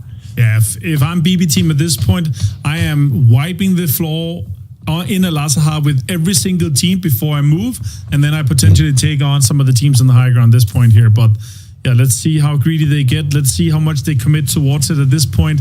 Now 10, 15 more points and they're safe. So they might as well just make it the most of it. Try to see if they can get some more points. Try to see if they get some more kills. Deny some of the teams, even though it's not teams they're directly fighting with. They must be thinking, we're already safe. Crossberg, though, he is getting Sancho down on Exhalation. They are fighting on this center compound on a really high priority compound. And Ascend there, sending it over. Absolutely love it. Makes it so to sit down on the rocks here, fall down. Pains will fall. I actually love it. They sent one over quite early. I think it's Chris, and then the others sort of came after. They all went at the same time, but the chaos will now unfold, though. Looks like Secura Sensen is subject to most of that chaos, though. Win or Die picking up one. Don't BB the same as Christo. Should be able to get a rest. No, scrap that, though. Nades come in from Bushido. They heard the zip line of doom in Ascend. Despite having a great day number 1, they are going to be sitting out here. 15th place for them, but 4th place currently in the leaderboard. How much more can they hold on? I can see him having a good ending, though. They should at least be top 8. Yeah, Mark, I never want to hear you say it's worth it to take those zip lines this late in the game. It's just not worth it. Too many teams are focused in it. Too many teams are too close to you. Mami Gold gets down, Balkan Eagles. Karam gets taken down to the zone at this point here. Kref is trying to hold them out. They're going to get held by Win or Die or BB team at this point, though, so they're just trying to get as many points as they can. Spotted him. Good shots with the forest. Good control. Soppy, though, with the mini, takes him down to the other end. And they're going to try to see if they can earn some of these kills here. Now, committing some util way too late, though, in my opinion. Percentage gets taken down. That's going to help them a little bit. Molotov is just sending it. He's going to try to nade. He sees there on the other side. This is an easy nade. 2 or 3 kills here with this one, Mark. Oh, it's gone straight across. I think he's expecting more to make the move. They haven't. They've come back towards the other side.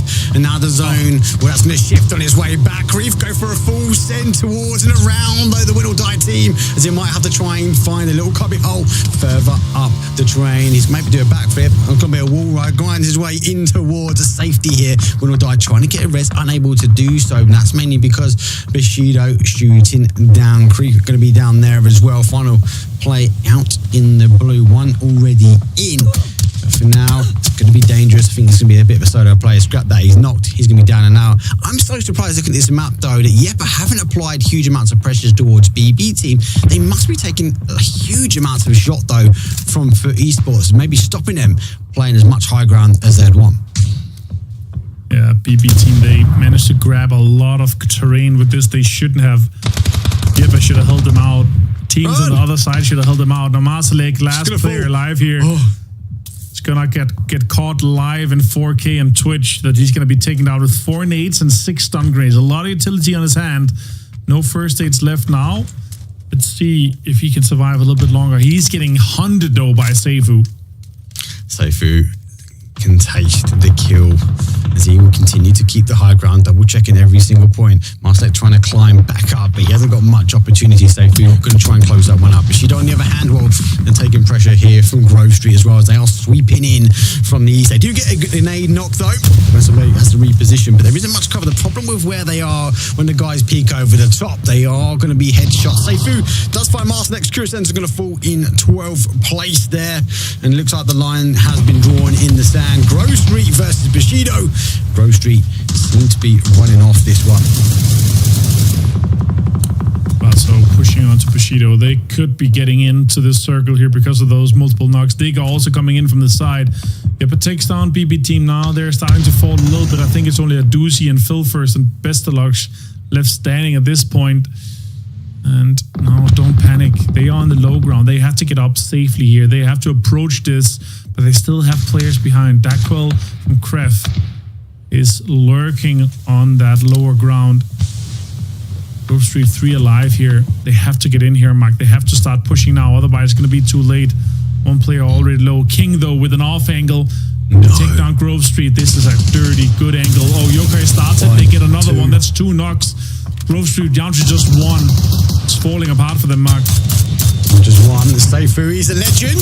Does get 1. Looking for another kill. Oh, no, he doesn't. Grove Street will fall 11th place, though. Bushido able to get that final kill. Does clear him on the outside. They get caught on the zone. I really like talking about zone there, some of the positions. FUT Esports looking really, really strong there on the south. We're not seeing too much of them. They're controlling a huge split. Obviously, Eternal Fire did hunker in towards their compound as well, which still remains in. This is not a bad play. This is going to be ensured destruction for the teams on the outside. BB and Yepa going now head to head. This is taking ages to happen. I'm so surprised that both these teams are surviving. Yeah, both BB and Yepa have to get off this high ground. They're just trying to farm. Meanwhile, Iroh finds Escaption with a fantastic arm knock and flush at this point here. Yepa 4 kills, 2 players left standing. 1 is knocked. 4x only though here on this arm for Iroh.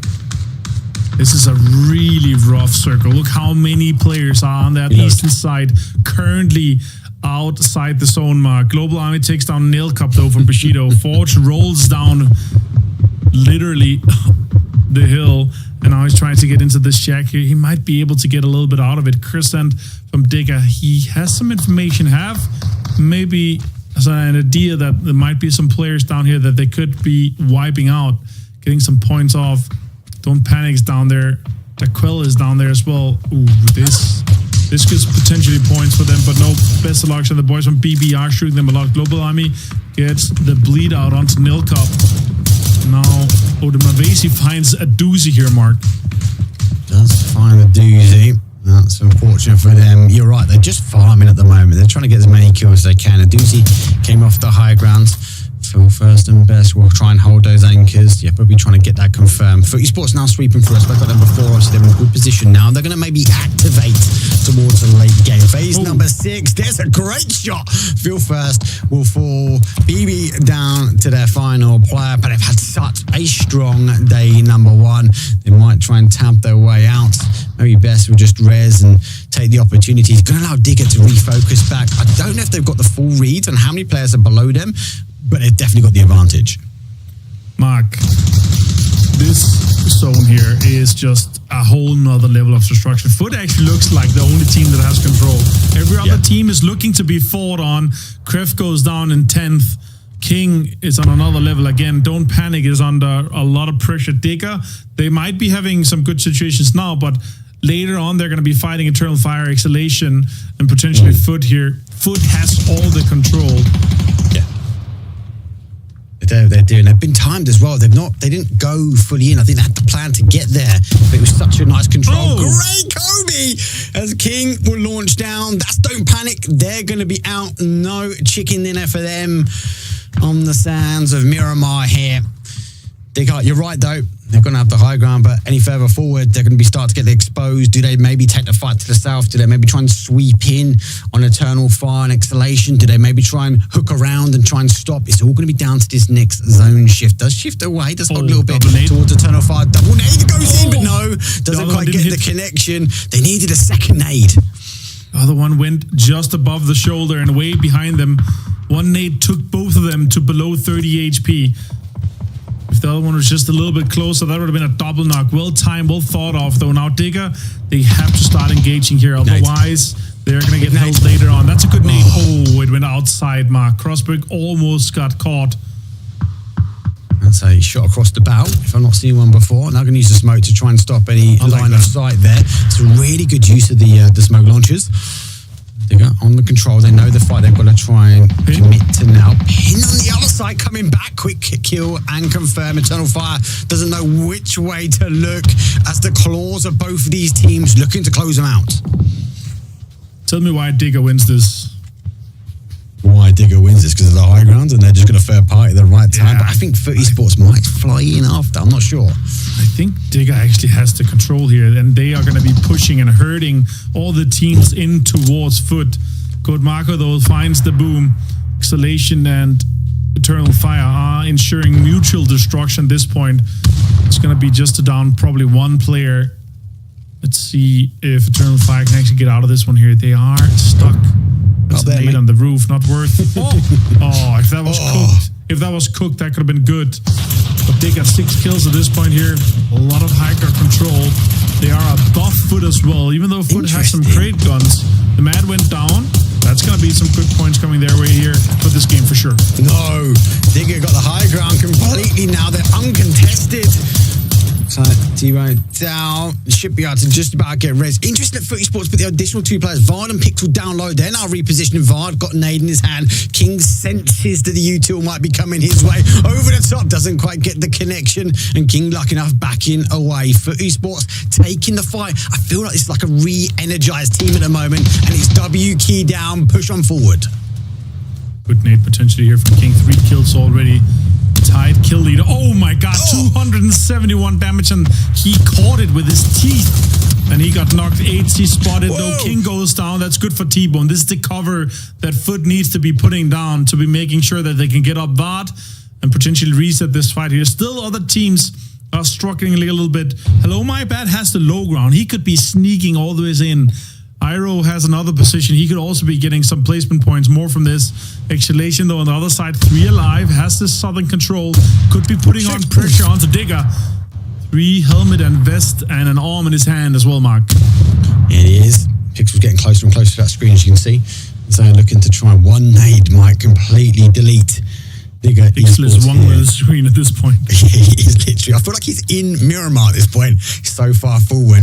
It's interesting though how it's going to play. Exhalation obviously working their way through. They're going to be applying pressure towards Digger Esports. Molly does come down for Esports. And how much util they've got left in their back pocket. There we go. They actually have nades. They have blue zones as well. They just don't have the information exactly where they are. Maybe Pixel can look on around the corner and figure out where they want to launch these util nades. T-Bone surely has the line of coverage for them. Exhalation is really this thorn in the side for both of them. They also want to win this. They want to ensure that they get the win and a few more kills to solidify themselves in this top 8 here, Mark. Boom with the smoke. He's holding this right cross. Pin has an open run. He might not be able to get out for free on this one here, Mark. Depends if DJ is able to lock this down. He gets pushed off from it with util. I like that. That's good util usage. And that actually makes Escalation take this hill away from them. They are now the defenders rather than their attackers. That's right. And they've done it all with Flash as well. I love this play. They're obviously trying to take the ball into their own hands. Digger's had to move back. Digger doesn't have a vest either. It's barely being held together.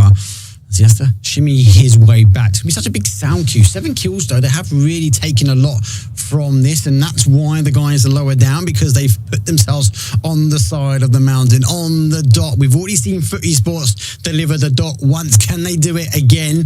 But it is 5 teams remain. 13 players left. A couple of solos from Bushido will not die. They're going to try and get anything they can to get closer towards the line, but it feels like Exhalation is going to make the charge. That's a good utility use as well here. 1 nade. Kazan finds T-Bone. That's off. That's the far player. That's the player with the information. Kinfax pin, though. That's good utility usage again. There's a blue zone in his hand. Could he connect this one? Could he throw it far enough? No, it's just denying this kill. It's denying everything. Kazan flushes T-Bone. Now we also have players on the low ground. Don't forget Iroh from Bushido and Hello My Bad for Win or Die. They also can have an impact onto this fantastic nade onto King here. He has to heal. 522 damage done for him. Huge game so far. Huge game, but looks like Whack-A-Mole. Pin pops up. He does get one down now. Vest, Digger are in rags. They have to try and drive forward. A dump of the utility now from the smokes will allow them a potential path in, but does everybody know that FUT Esports is sitting right low down in the middle? Digger Esports right on the other side. They're going to be waiting for Exhalation just to try and peek on over. And they are going to take the path in left. The boom. Well, he picks up Ainsley. The same peekaboo. Pixel gets one back though. Scrap that. DJ gets one as the boom will fall. This is tit for tat as we go round kills after kills, and it's going to be a sweep from FUT Esports. He's knocked. Blue zone's on his hand as well. He's actually on the other side. He might be able to just... no, he got a lot of damage from that. I'm probably not going to commit to this VOD with a great off angle.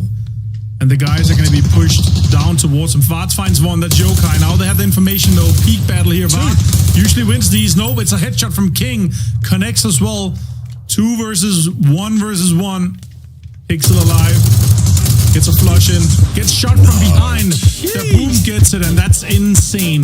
What a game from Digger Esports. 11 kills here. And I told you should tell me why they win it. It was the high ground, Mark. That was a fantastic game for them. High ground with a little sprinkle of Exhalation helping out though as they storm their way through, denying obviously the guys though from Eternal Fire also applying pressure. Digger Esports did win though from the high ground and a good play. I love that FUT Esports just put themselves right in the dot and was like, I don't want to move. We know the zone's going to end here. Let's try and get another chicken dinner under our belt. Yeah, and the util really caught them offhand there from that. They lost 1 and 5 kills for King. What an effort from him. Guys, let's close the day. Take it away, Sam. Thanks so much, Avenger and Mark. We'll see you tomorrow. Digger Esports getting the win there. Nice little use of the terrain, Toby, at the end to ensure that they could get the points on the board. Yeah, the util was good. The util was good. That was Toby's answer to that. Nice. He got the little joke. I feel trolled by you. I'm not happy about this, Kylaris. Well, I've never been happy with him saying anything for a long time, so it's fine. Don't worry about it. But I Digger Esports.